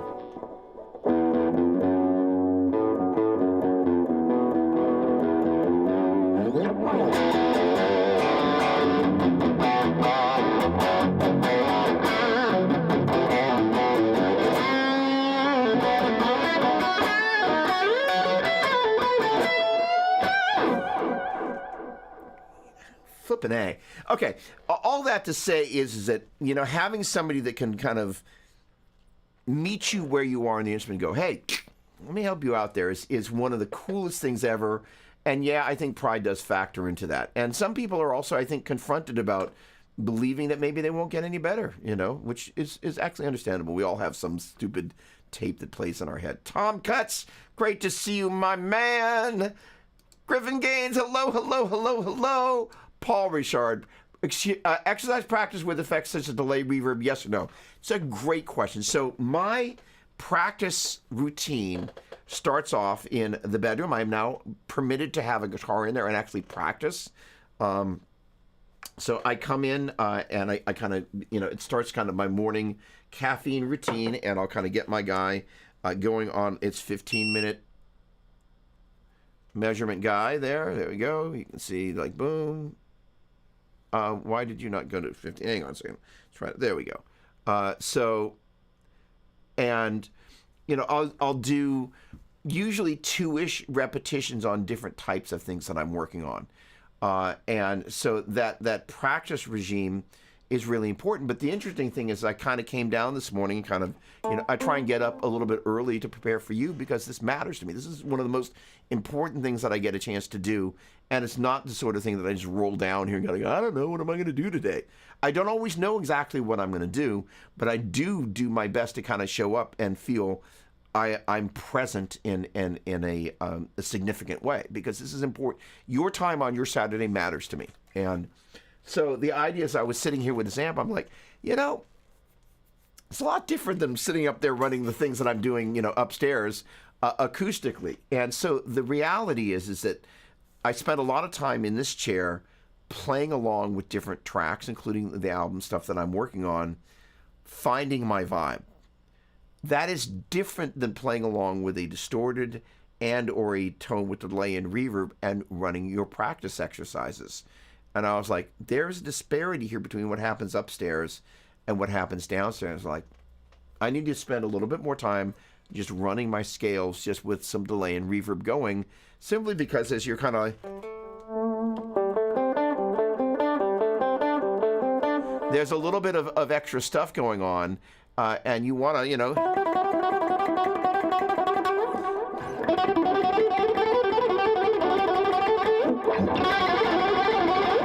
you want to hear how the amp and all that stuff reacts. And I also noticed that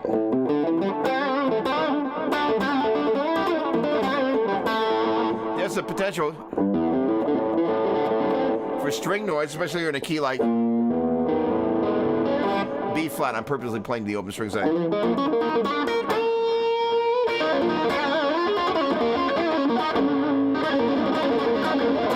So there, if I play that without any delay,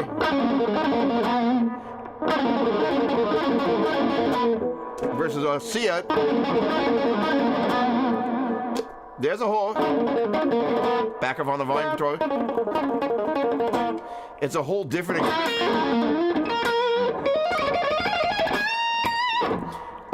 experience. And one of the things that we talked, I think, a little bit about last week, playing 3-note per string pentatonic.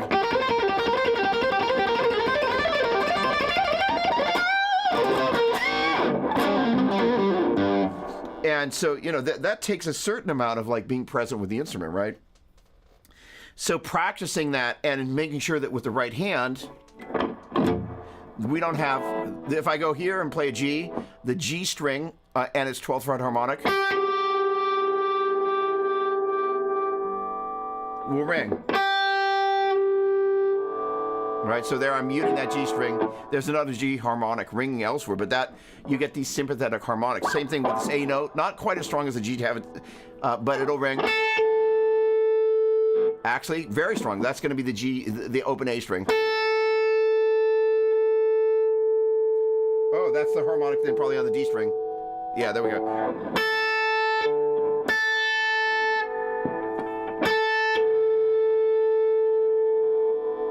So it's a little bit of both. So the point being is literally in the first two notes, if you're not keeping those strings, by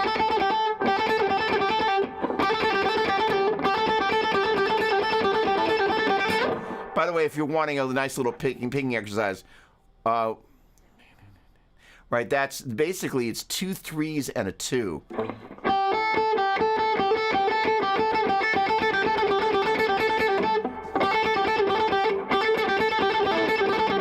Oh, come on. So that's basically G, A, A, G, A, A, G, A.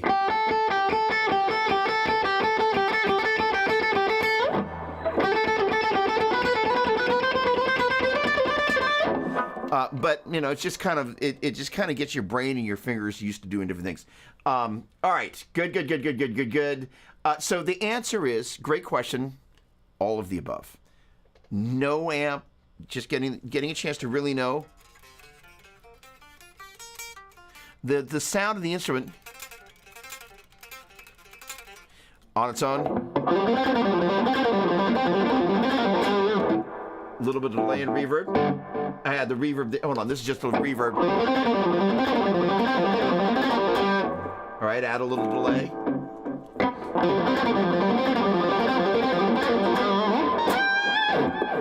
And just getting used to having the blend of those and just making sure that your time, you're also spending some time just playing. The other thing is one of the things that's actually hardest to do. So when you've got the volume down real low,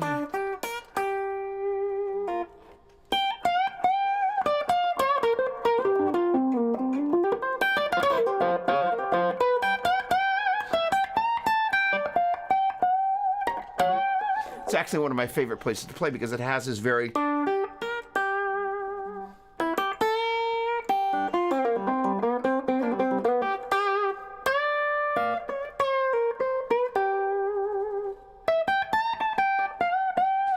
kind of, if you will, conversational quality to it, which I just love. However, it's not necessarily the most pleasant tone to play fast because there's a little bit of kind of I don't want to say, the word that comes to mind is grime, where the edges of the notes, to get it to be clean, it's a little bit more work than when you got,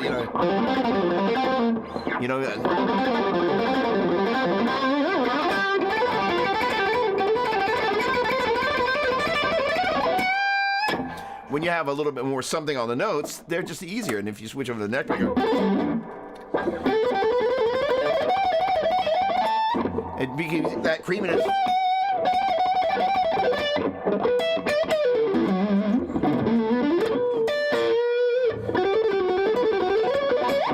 The notes are just a little bit creamier, so you can get away with a little bit more. But when you start to... that kind of a sound... but when you play that...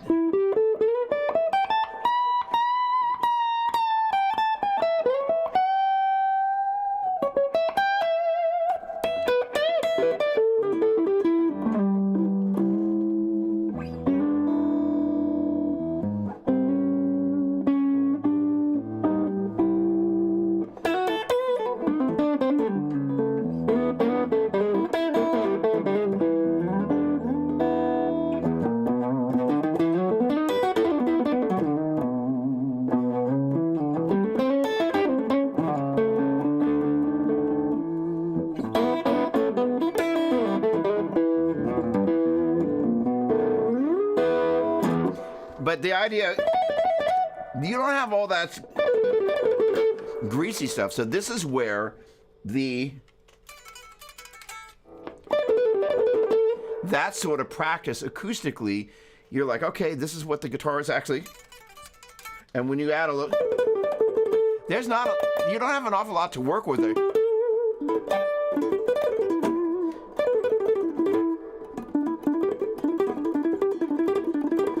So that's where the balance of those, and then when you need to...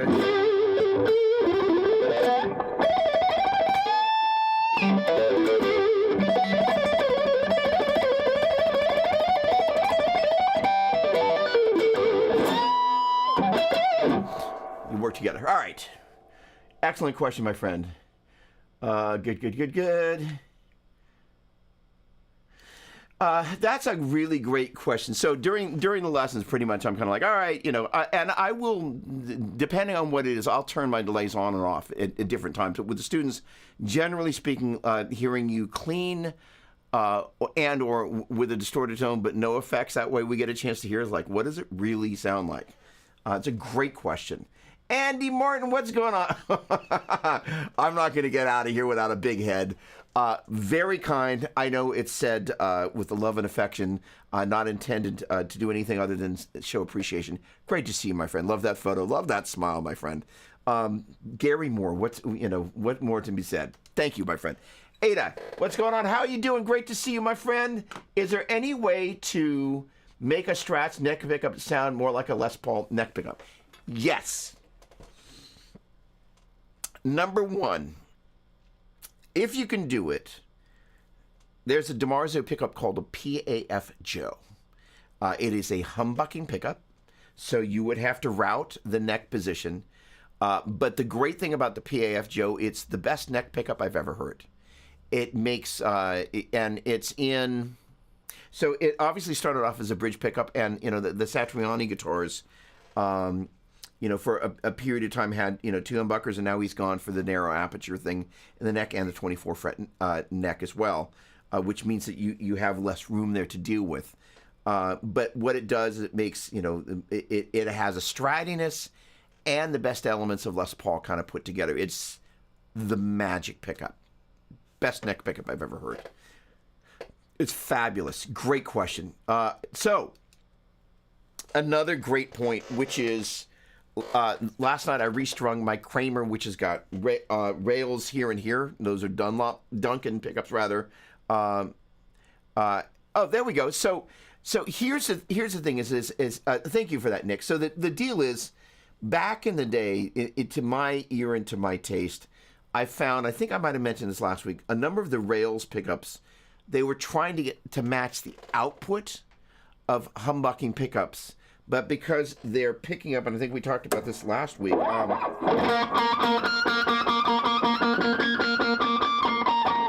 for each one of those little differences in harmonics, the pickup, if you moved it to match each one of those, you realize how much a small, and again, if you think about the distance between the frets here, and as you move up here, basically as you do each one of those harmonics, it's equivalent of toggling between harmonics that are, you know, in this case, 2 frets apart, or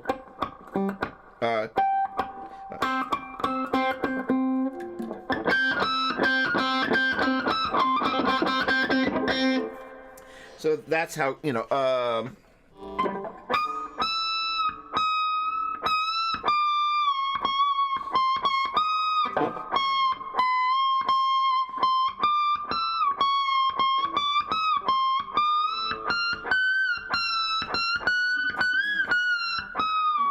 sorry for the embarrassment there. You can be embarrassed for me.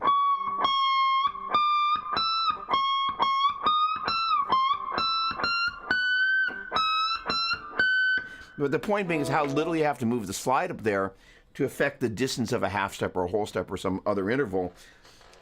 Makes you realize how important the location of the pickup actually is. And so with the rails, they're closer together, unlike a humbucker where you get this wider, more stereophonic, in a sense, image of the pickup, of the string rather, because it's picking it up from not only here. Let's see. There we go. If you listen to the difference between this and that, that's what the pickup is going. Oh, and you're getting that blend of them. That's part of why, you know, a Les Paul pickup in the bridge sounds so wide and beautiful.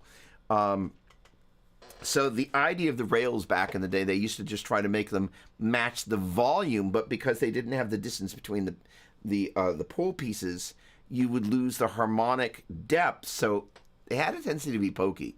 That Kramer SM1 that's going to be getting a video sooner than later, they've done a fabulous job, and the balance between the two sets of rails and then the bridge pickup, it just works really, really well in all 5 positions of the pickup selector.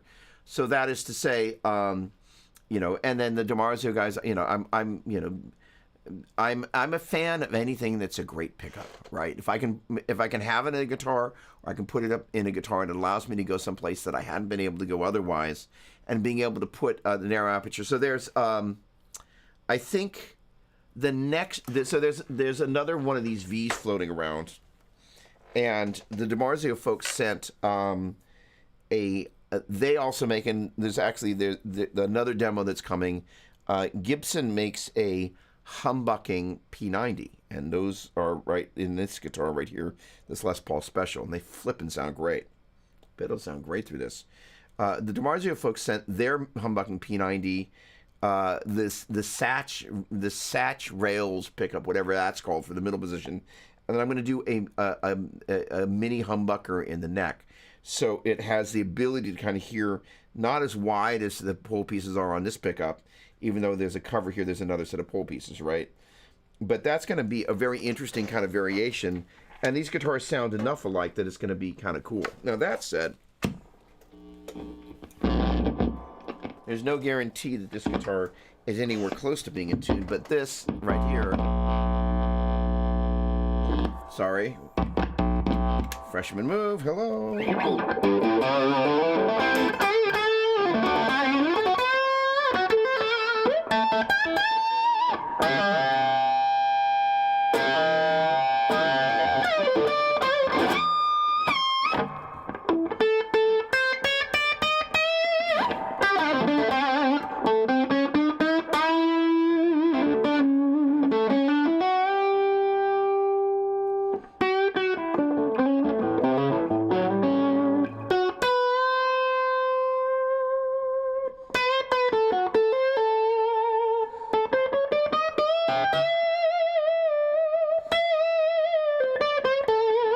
So this is a guitar that I got from Sweetwater for like, it was like on sale for like $600 or $700. I was like, I gotta have it. And so this has got the Gibson humbucking pickups, humbucking P90.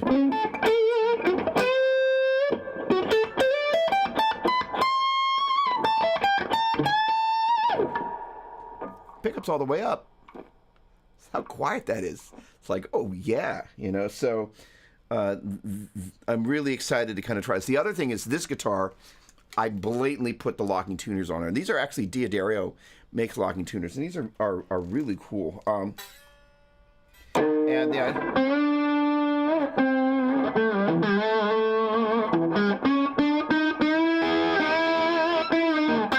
Let's get a little more soup on there.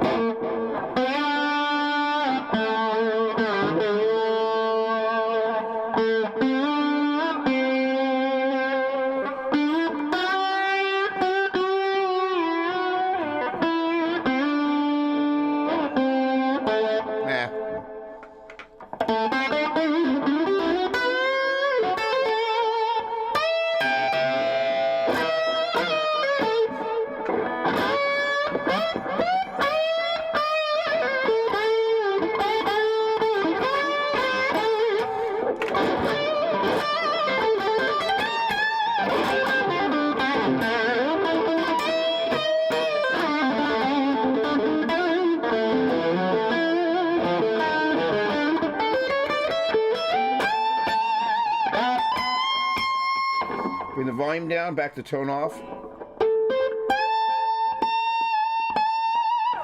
little less delay.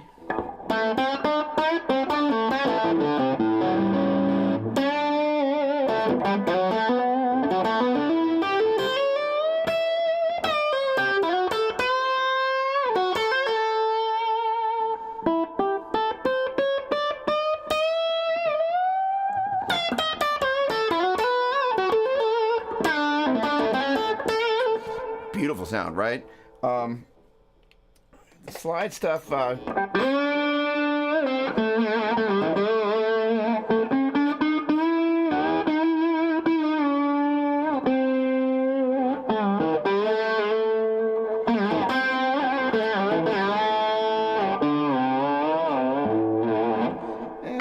Sometimes it's happening.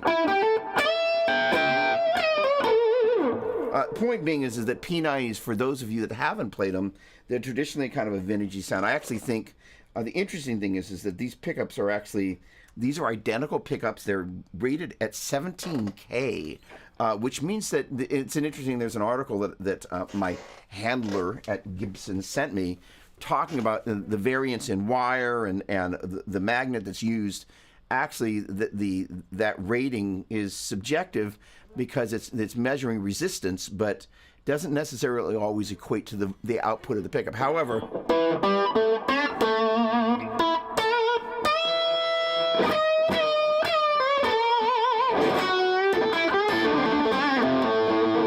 I find these pickups to be nice and hot, but what's great is with a P90 that's hot,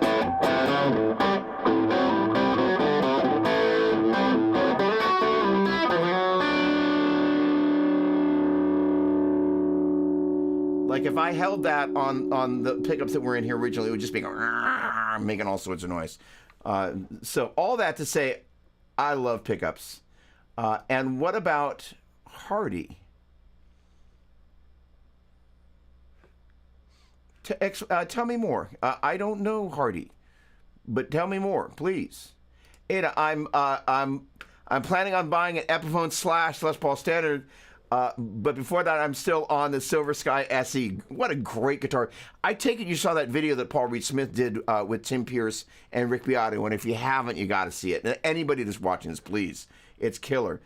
Metal tuners just look so weird on a Les Paul for me. I prefer the Kluson tuners.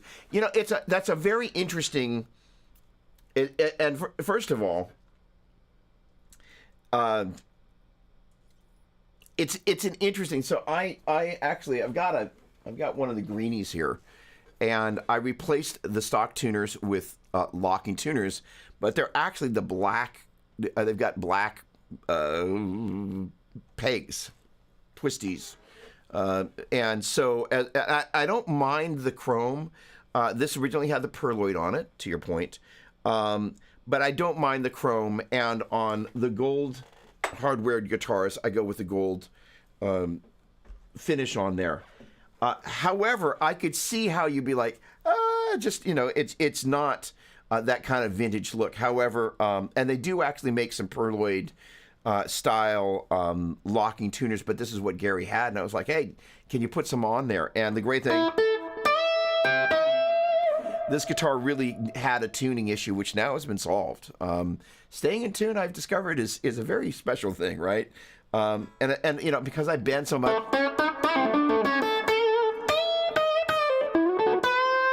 but I love being.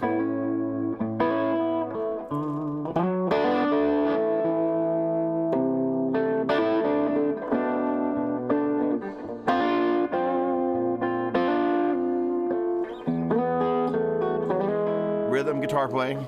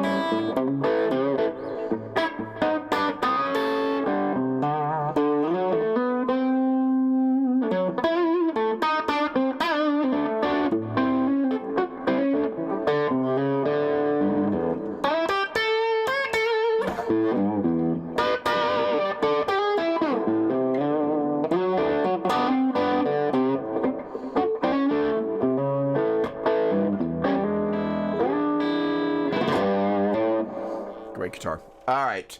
Gosh darn it. I digress. So Fillmore 50. Isn't that, dude, is this just the crazy damn? That's only one of them mono.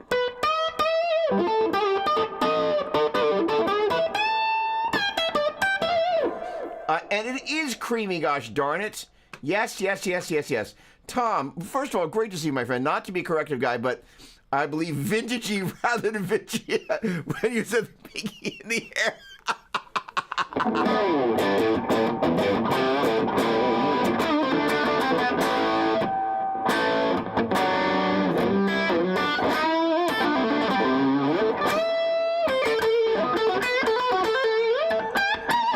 Gosh darn it, that feels good. Jay, good morning, my dear friend. Hello, hello, hello, hello.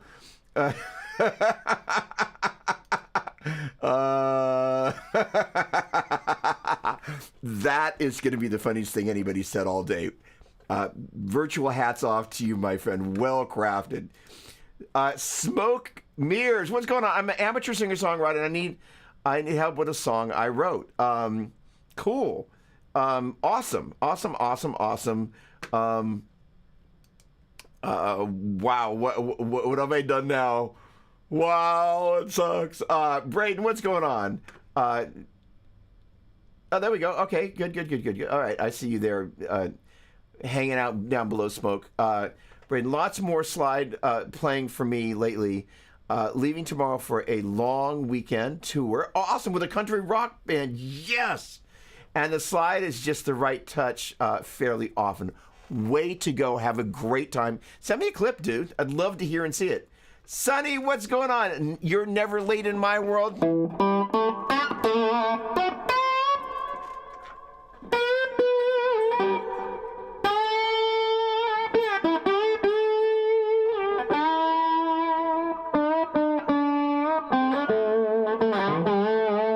That's the other thing about P90s, because again, like we've talked about before, the laying in.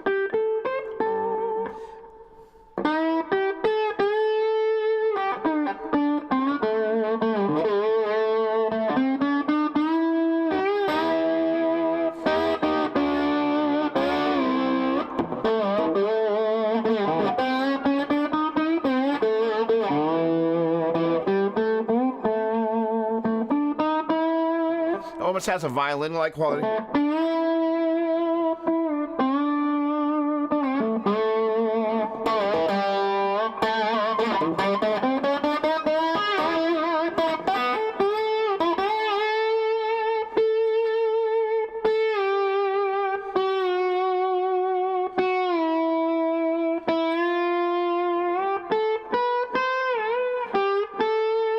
But when you lighten up, it's so pretty.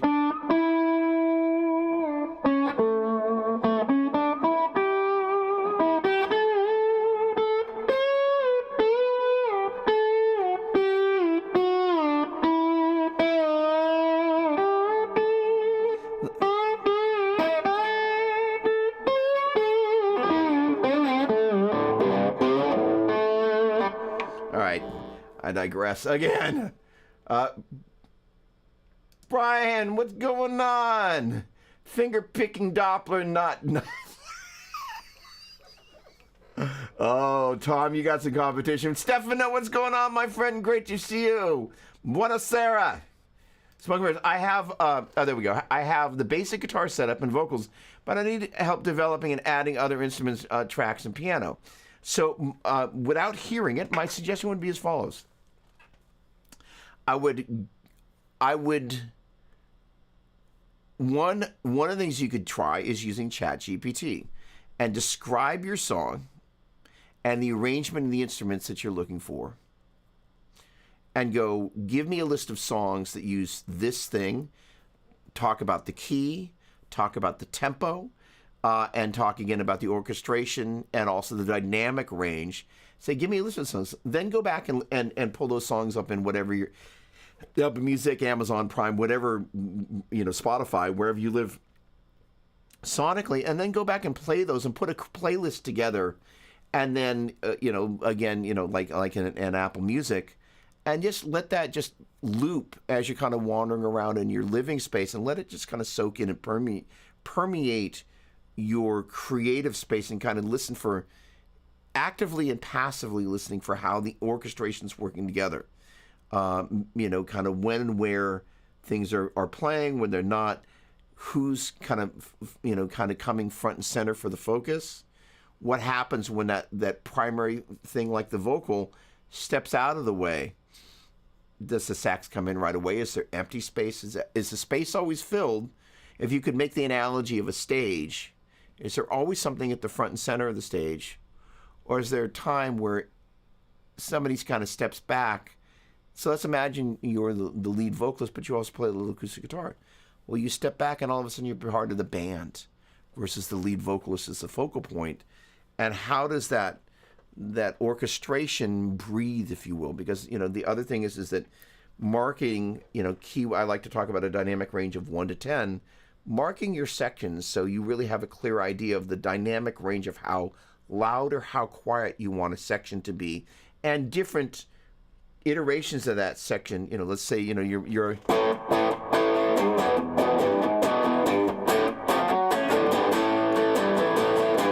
that's your chorus, and then you come back out of the bridge.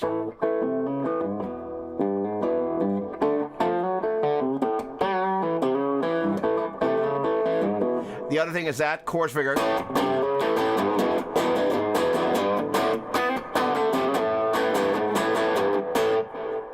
Before your first verse.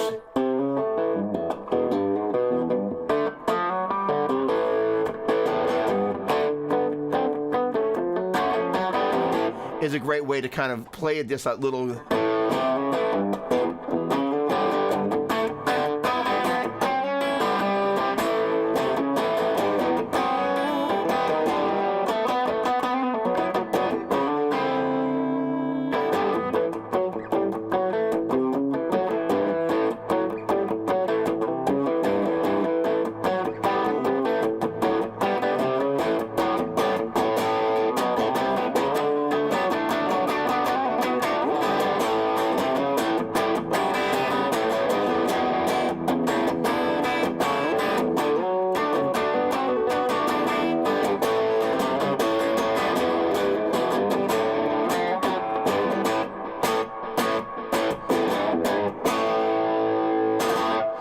And then kind of, toying with the arrangements. And sometimes literally you can just do an exercise where you just kind of write out the sections and then maybe just move stuff around and try arranging, the furniture, right? Sometimes you kind of like, oh, I need to move the way the room's set up. Just trying different stuff and see what works. Great question. Love that. Kevin Wayne Carr, what's going on, my man? I've got some plans for you, but I can't talk about it here on the show. But I was thinking of you this week. I trust you're doing great, my Bay Area brother. Brett Van V, I used to play a G wound on my Pauls. I always used to play. That is kind of I don't want to use the word manly because that is slightly sexist. Well, it's more than slightly sexist in today's world. However, I do not have a single guitar here with a wound G. I bet that's great for rhythm. And tear your calluses off.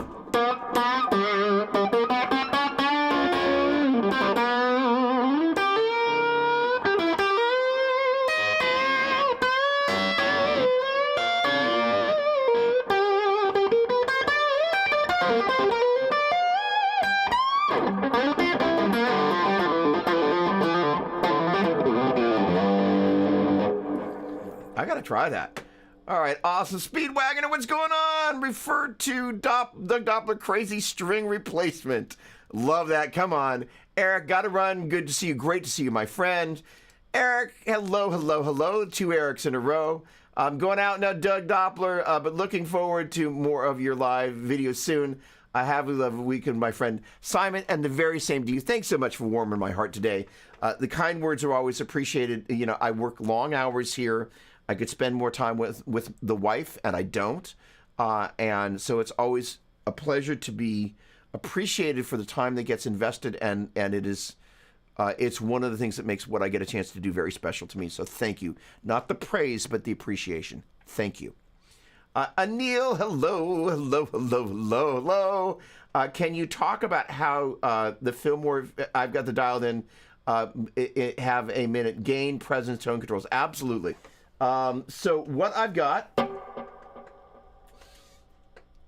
I have got the gain on this channel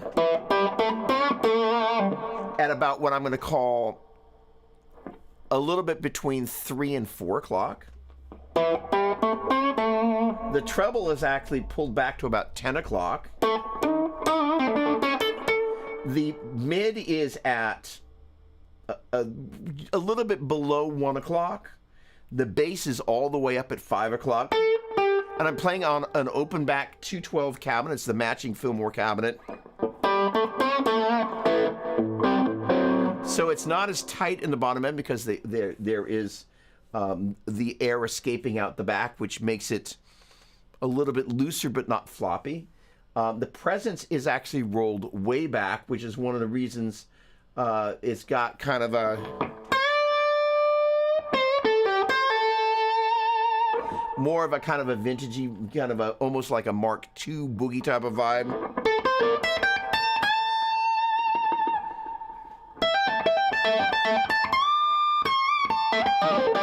But it's also got a kind of a little bit of a martially vibe. The presence is at 9 o'clock, so kind of like, and then the reverb is a little bit above 9 o'clock. And then the master volume, I got it down pretty low, and I'm on the highest of the gain settings. And it's a 212 Fillmore cabinet loaded with the MC90s, which is the custom the Black Shadow rather. So, and those are great sounding speakers. Hope that answers that. They are a great fit with the Fillmore, right? I love those. I hope that answers your question, Anil. Mr. Tony Lucchese, that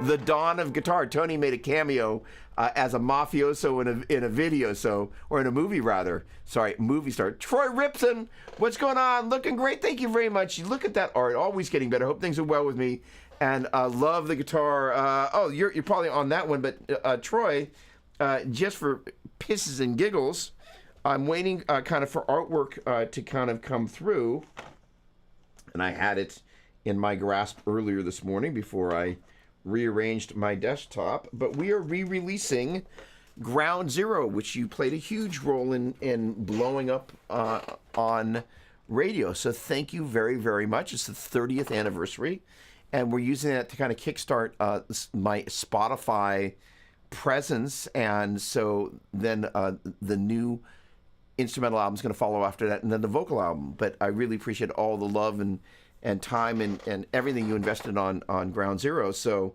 there it is, staring at me. There we go. This is a sample from when we were out on the road. But we've got a slightly different version of this. No, that's right. No, this is the new version. It's got the gate like that. I think it is. Yeah. Maybe we just did the sleeve. No, the other one. I'll have to check. In any case, Troy, thank you. So very excited. So I'm kind of going back and forth with a graphic designer. One of the things that we've done is we've quote unquote shot this guitar because the artwork for both instrumental albums is going to be kind of focused around the actual guitars because, you know, it's instrumental and the guitars matter. So I just got these back from my buddy Mick. The sticker guitars upstairs, but, you know, they're kind of iconic to me for those albums. So pretty exciting. So great to see you. Your timing is perfect. Griffin, did I hear a new Badlander video is coming? You heard the Badlander video. So what happened was I hit the pause button simply because to do it right, there's the Badlander 25 right there, the 50 combos, and then 100-watt heads there. By the way, how is your Badlander treating you? And the idea is to... The cabinetry is such an important part of this. So, you know, and I did a little test this morning. I was really pleased with...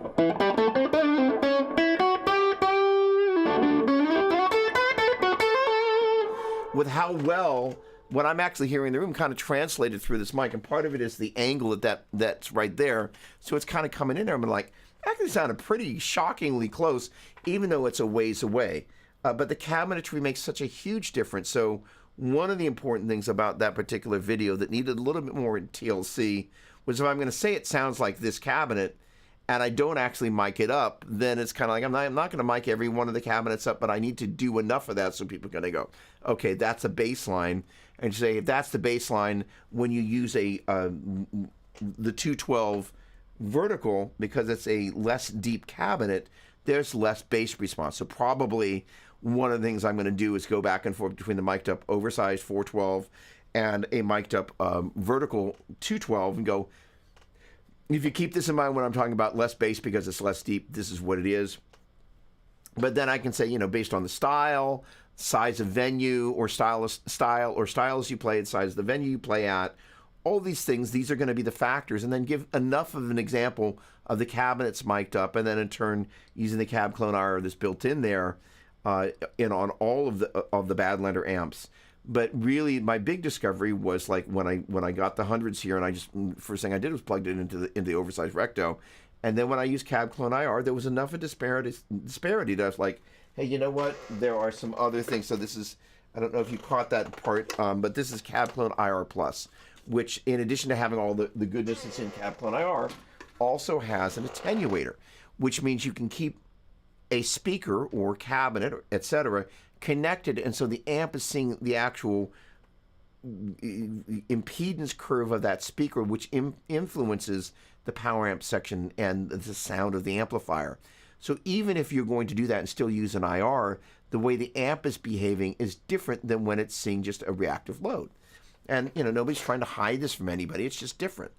And so, you know, but the point being is that giving people that awareness and kind of going, look, you know, first of all, if you, you know, with the EQ and all the things that you can do on these amps, you can get really close to the sound of the cabinet by just changing the tone controls. However, if one-to-one, hooking up an actual speaker cabinet versus the actual reactive load, there's a disparity. So just being aware of what that is, you can address that with gain and EQ. But you know, nobody I've heard talk about that. So and it's a relevant thing. So it's a thing. So Griffin, that video cometh. I've got a couple of things I got to get out the door, but part of what's happening this next week, per this guy getting rolled out. And those guys being here is setting up for tone. So invariably, there will be Badlanders as well as the Fillmore to kind of talk about the range of things of that Epiphone. Great question. Oh. Bring on the scalable attenuation I'm game. So that, thank you, my friend. Exactly, right? So I'm like, okay, so let's do that. All right. Fort Worth, what a great place. Dallas, the DFW, Texas, regardless of where you are, what a great guitar state. I love living in California, but you know, there's a fine little short list of states that I would live in. Texas is one of them. So lucky you, having an amazing time with that new amp. Way to go, Tony.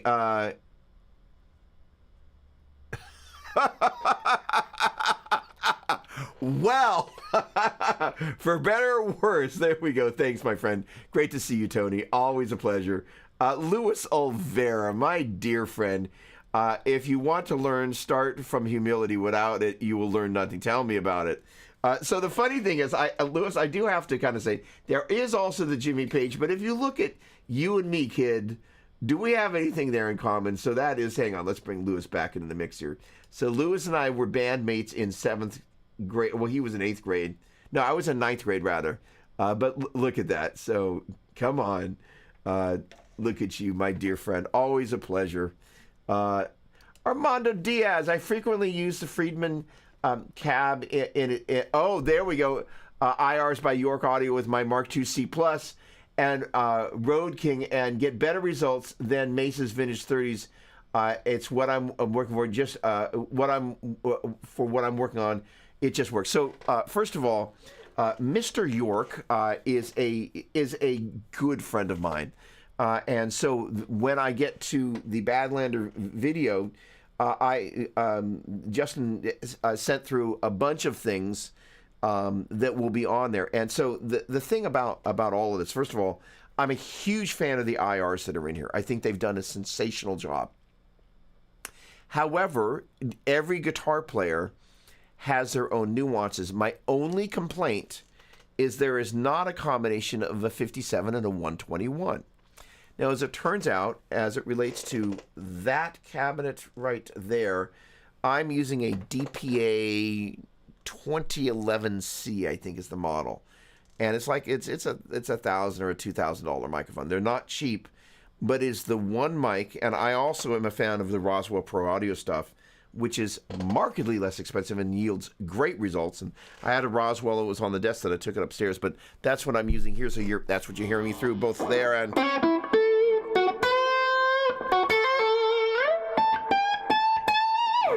Great mics. There's a video of me kind of taking the Roswell Mini K47 and moving it around the room and miking like 5 different sources, and it sounded shockingly like each one of the different sources: acoustic, bass, doing some wacky percussive thing on the guitar, high gain stuff. Just a great mic. But the Boogie cabinets are very difficult to mic and make it sound like the cabinet. And the DPA 2011C is the only mic that, and I've got my 57 and my 121 combination here, and my handy dandy Royer, fancy dancy mic clip that allows them to kind of both be on axis and in phase and whatnot. And I spent a bunch of time with that, and that was actually part of the whole Badlander. So I kind of started shooting it, and I was like, once I kind of discovered the reactive load thing, I was like, okay, I need to take a moment, and I need to work this through. And again, I love the reactive load box that's in Cab Clone IR. I think it is phenomenal. However, if part of what I'm doing is talking about the sound of the amp and the cabinet, I need to be able to really mic that up as accurately as possible. So I spent a day kind of going through all my different mics and trying to kind of go, okay, let me find the right mics. And I just couldn't get it with the 57 or the 121. Generally speaking, using the 57 for the top end stuff and the 121 for the body, and everything that I did, I could not make it sound identical. So I was like, okay, let me try the 2011C, and it's shockingly close, and within 95%. Where if you A/B back and forth, you're like, okay, we're so close. It would be hard to go which one's better because they're so close, and like that was really what I was shooting for. And it's such an important part of the process that really doing that. So that is to say, then if you're going to, like I can do with that box now, use the actual speaker cabinet as a reactive load, but then have the freedom of loading Justin's IRs on there, which sound phenomenal. York Audio, yorkaudio.com, as I recall. And I was like, oh, this is great. And on top of it, Justin's a super nice guy, super smart. Has spent a bunch of time out on the road with Paramore, and he and I had this whole conversation about his boogie cabinets, and those two, but one in particular, they're back there, about old wood. And it's just like a guitar. Once it's been played, it gets broken in, and the cabinet responds differently over time, which is why those old Marshall cabinets are so sought after. It's not just the speakers. In fact, those cabinets have been played for years and years, and the sound changes as the wood dries out and they get played. So way to go, Armando. Love that. Thank you for sharing that. And yeah, Justin's a genius. So boom. Peace of mind. It really... Doug, my heart really hurts. I am so glad you're on. I'm sorry you're having a hard day. I'm sorry to hear that. I'm glad that we're here, and anything I can do to lighten your load, my pleasure. Thank you. And it takes a certain amount of humility to go, hey, I'm having a hard day. So I will say this. I said this to a friend last night, and I will share this with you. Life has peaks and valleys. And the valleys prepare us not only for the peak that we have yet to climb to, but also for the next cyclical sense of peaks and valleys, just kind of going, hey, things just have a natural ebb and flow. It's something I go through and deal with, kind of all the time. And the busier we are, the more turbulent that can be. So I appreciate your hanging out, and I appreciate your saying so. Hope that helps. Thank you for being here. Yeah. Simon, I managed to cancel going to watch the rest of the video. You're a gem. I love it. I hope it was worthwhile. Tanner, Killer Tones, Killer Play. Oh, thank you very much. Appreciate it. Like that shot there, by the way. Thank you. Sylvain, okay, back again. You were talking about fretboard made of laurel, and I said, oh, what about...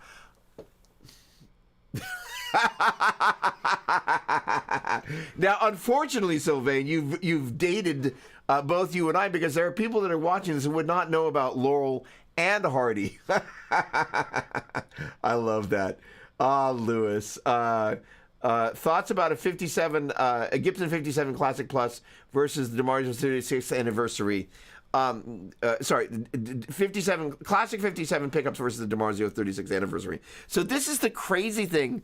Like, the 36th anniversary, why the 36th anniversary payoff? Obviously, something happened. They had this pickup, and they're like, hey, it's special. So so this is an interesting thing, is that generally, once I get a pickup that really works well for an instrument in there, I have a tendency to leave it. So I'm really excited about these hum canceling.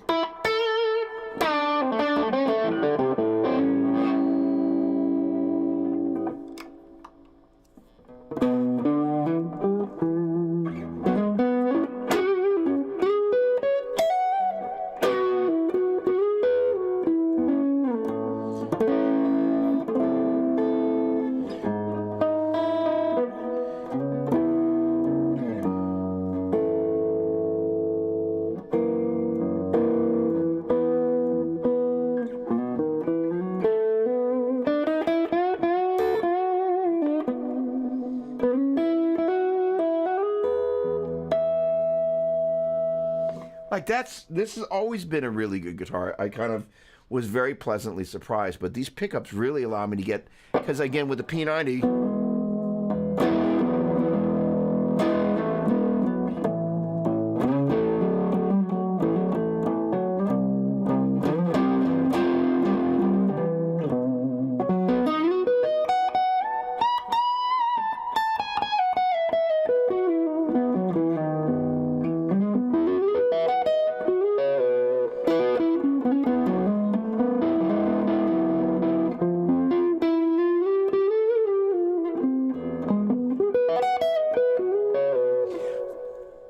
sorry, short version.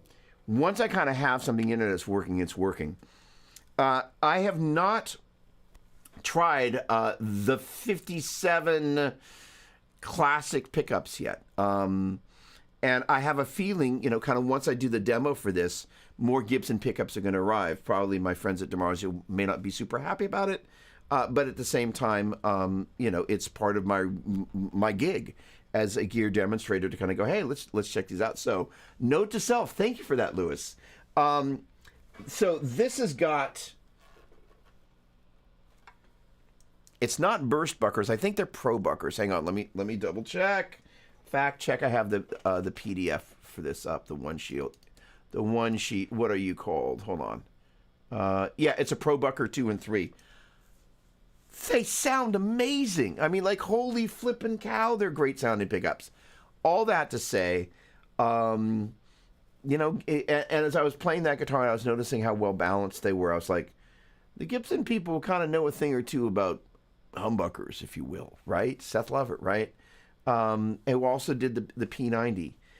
So all that to say, the nuances of what separate them, I guess it comes down to the instrument, right? And the 36th anniversary PAF, is the sound of this guitar. That's just who this guitar is, because that's how I've gotten to know that. So, not having those in any of the guitars that are here, the 57 classic pickups, the Gibsons, I can't comment, but I'd like to. So I'm sorry that was a long-winded, ambiguous answer, but I hope that was a help. Braden, Chris Anders and Flatlanders is the band. Oh, awesome. We have some footage up when we get back and a new song coming in August. Awesome. Okay, hang on a second. I can copy. Oh, come on. Copy text. Let's put that.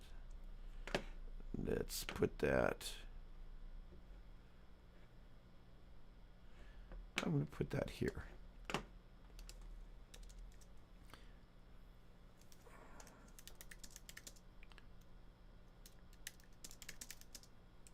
Well, it didn't copy and paste it, but I can remember that. Flatlanders. Awesome. Awesome. Look forward to hearing it, my friend. Songwriting was something I could never get a handle. It's kind of one of the things that I think is important. Hey, Jem, what's going on, my man? It's kind of like extreme sushi. It's not for everybody. But I will encourage you to do this. If you think about the modes, and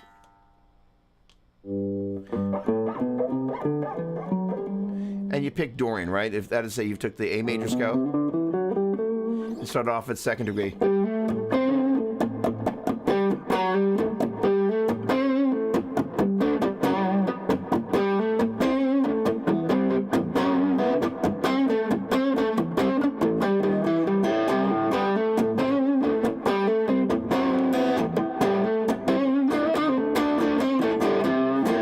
Make up a little bass line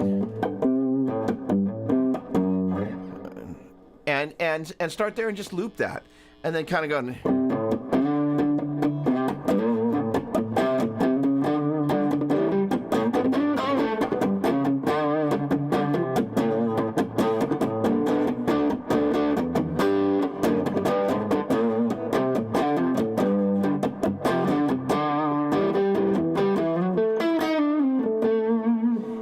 A shot. Let me know how it goes. Great for funk. Okay. P90s, I take it we're talking about. Got a leak off. I think that's leap off. Have a fun day. Thanks so much, my friend. Always a pleasure. Jam, what's going on? The Fillmore is one of the best amps I've played, period. Well, when you come out to the house.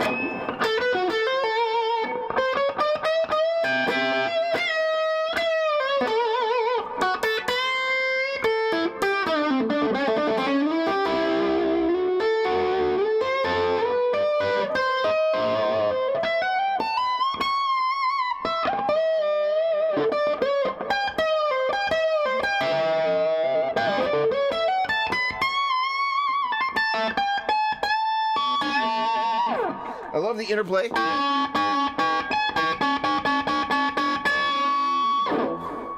a great amp. Holy cow. All right. Gosh darn it. Jim, great to see you again. Long time no talk, my friend. Anil, thanks. Have a great weekend. Thank you so much. Glad I could be of service. Artie, what's going on? Question. Are the modern P90s manufactured the same way as the old ones from the 50s and 60s, meaning material-wise, like the wiring wire? Or maybe I missed it since I tuned in late. So, I have a bunch of information that I have yet to find out about these pickups. So that is to say, I don't know yet. And the the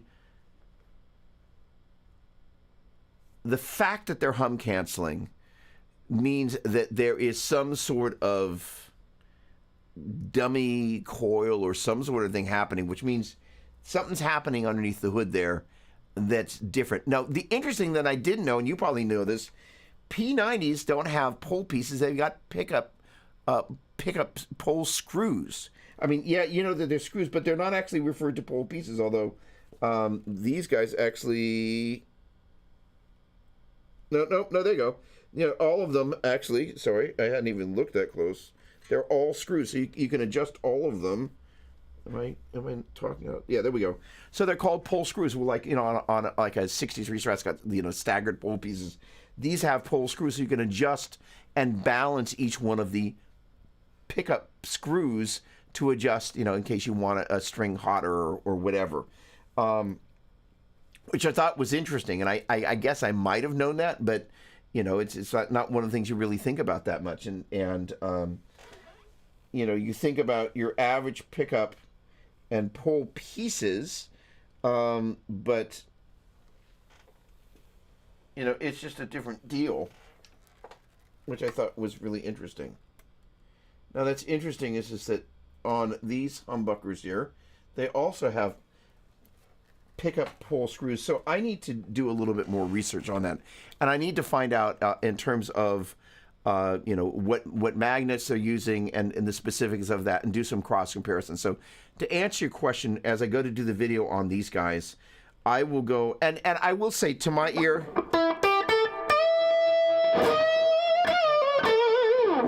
it's brighter and hotter, which to me, and I need to do a little bit more research. So again, let me preface that.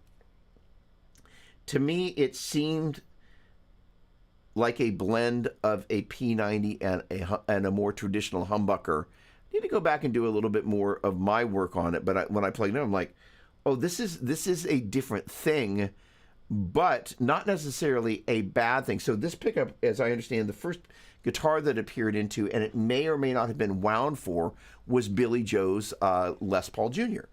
And so with that in mind, if you think about Billy Joe, he's playing through a Marshall, and he kind of has this high gainy type of vibe, but thankfully it doesn't make noise. I mean, we literally, like, it's actually quieter than most of my humbuckers. And that's just, sorry, I'm, that much gain.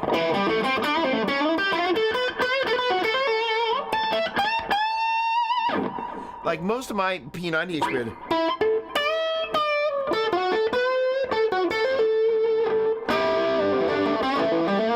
Sounds a little bit.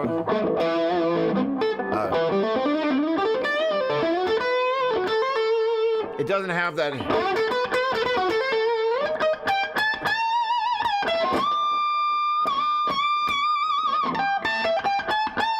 But if you need to roll that off.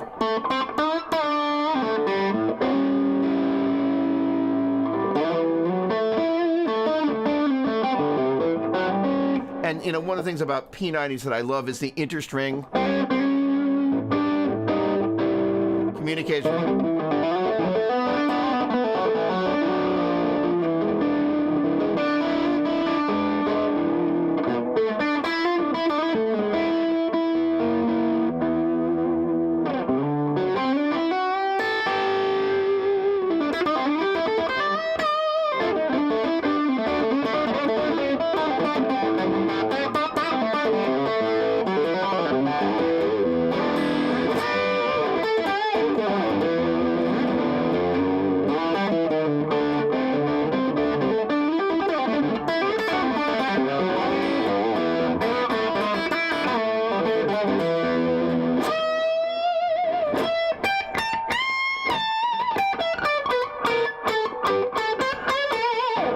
So on and so forth. All that to say,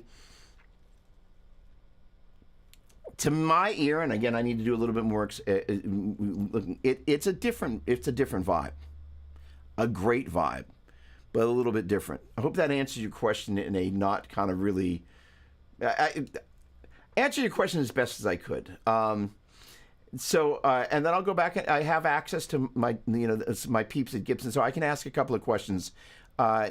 Jim Kola, I think, is the name of the guy that did these pickups.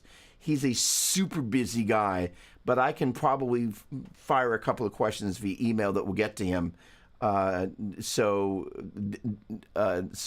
thank you for that. You gonna let me copy this?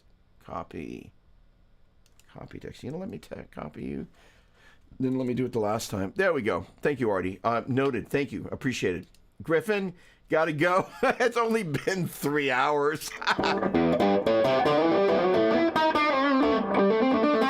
Great to see you. Thanks so much. Brett, the wound G's. Oh, it's good for fun. Got it.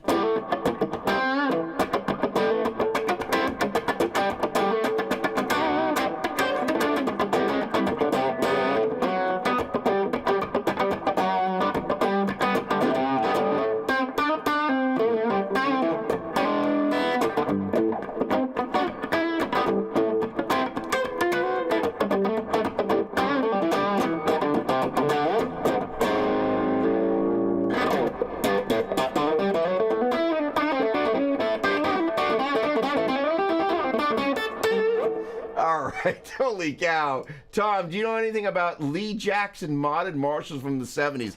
Lee Jackson was a radical dude. I see somebody new there in the bottom. I'm going to get to you in just a second. Lee Jackson was also Metaltronics. I have, maybe they're not here. No, they're here somewhere. I have a pair of Lee Jackson cabinets that he did for Rapco Horizon that are loaded, and they're front-loaded 412s with vintage 30s from the 90s. Lee Jackson, genius. So the Metaltronics amps, those are going for a fortune. So his modern Marshalls, flipping rad. Zach was playing those a bunch. And when we talk about Zach, of course, we're only referring to the one Zach, right? So, yeah. All right, just saying. Brent, what's going on, my man?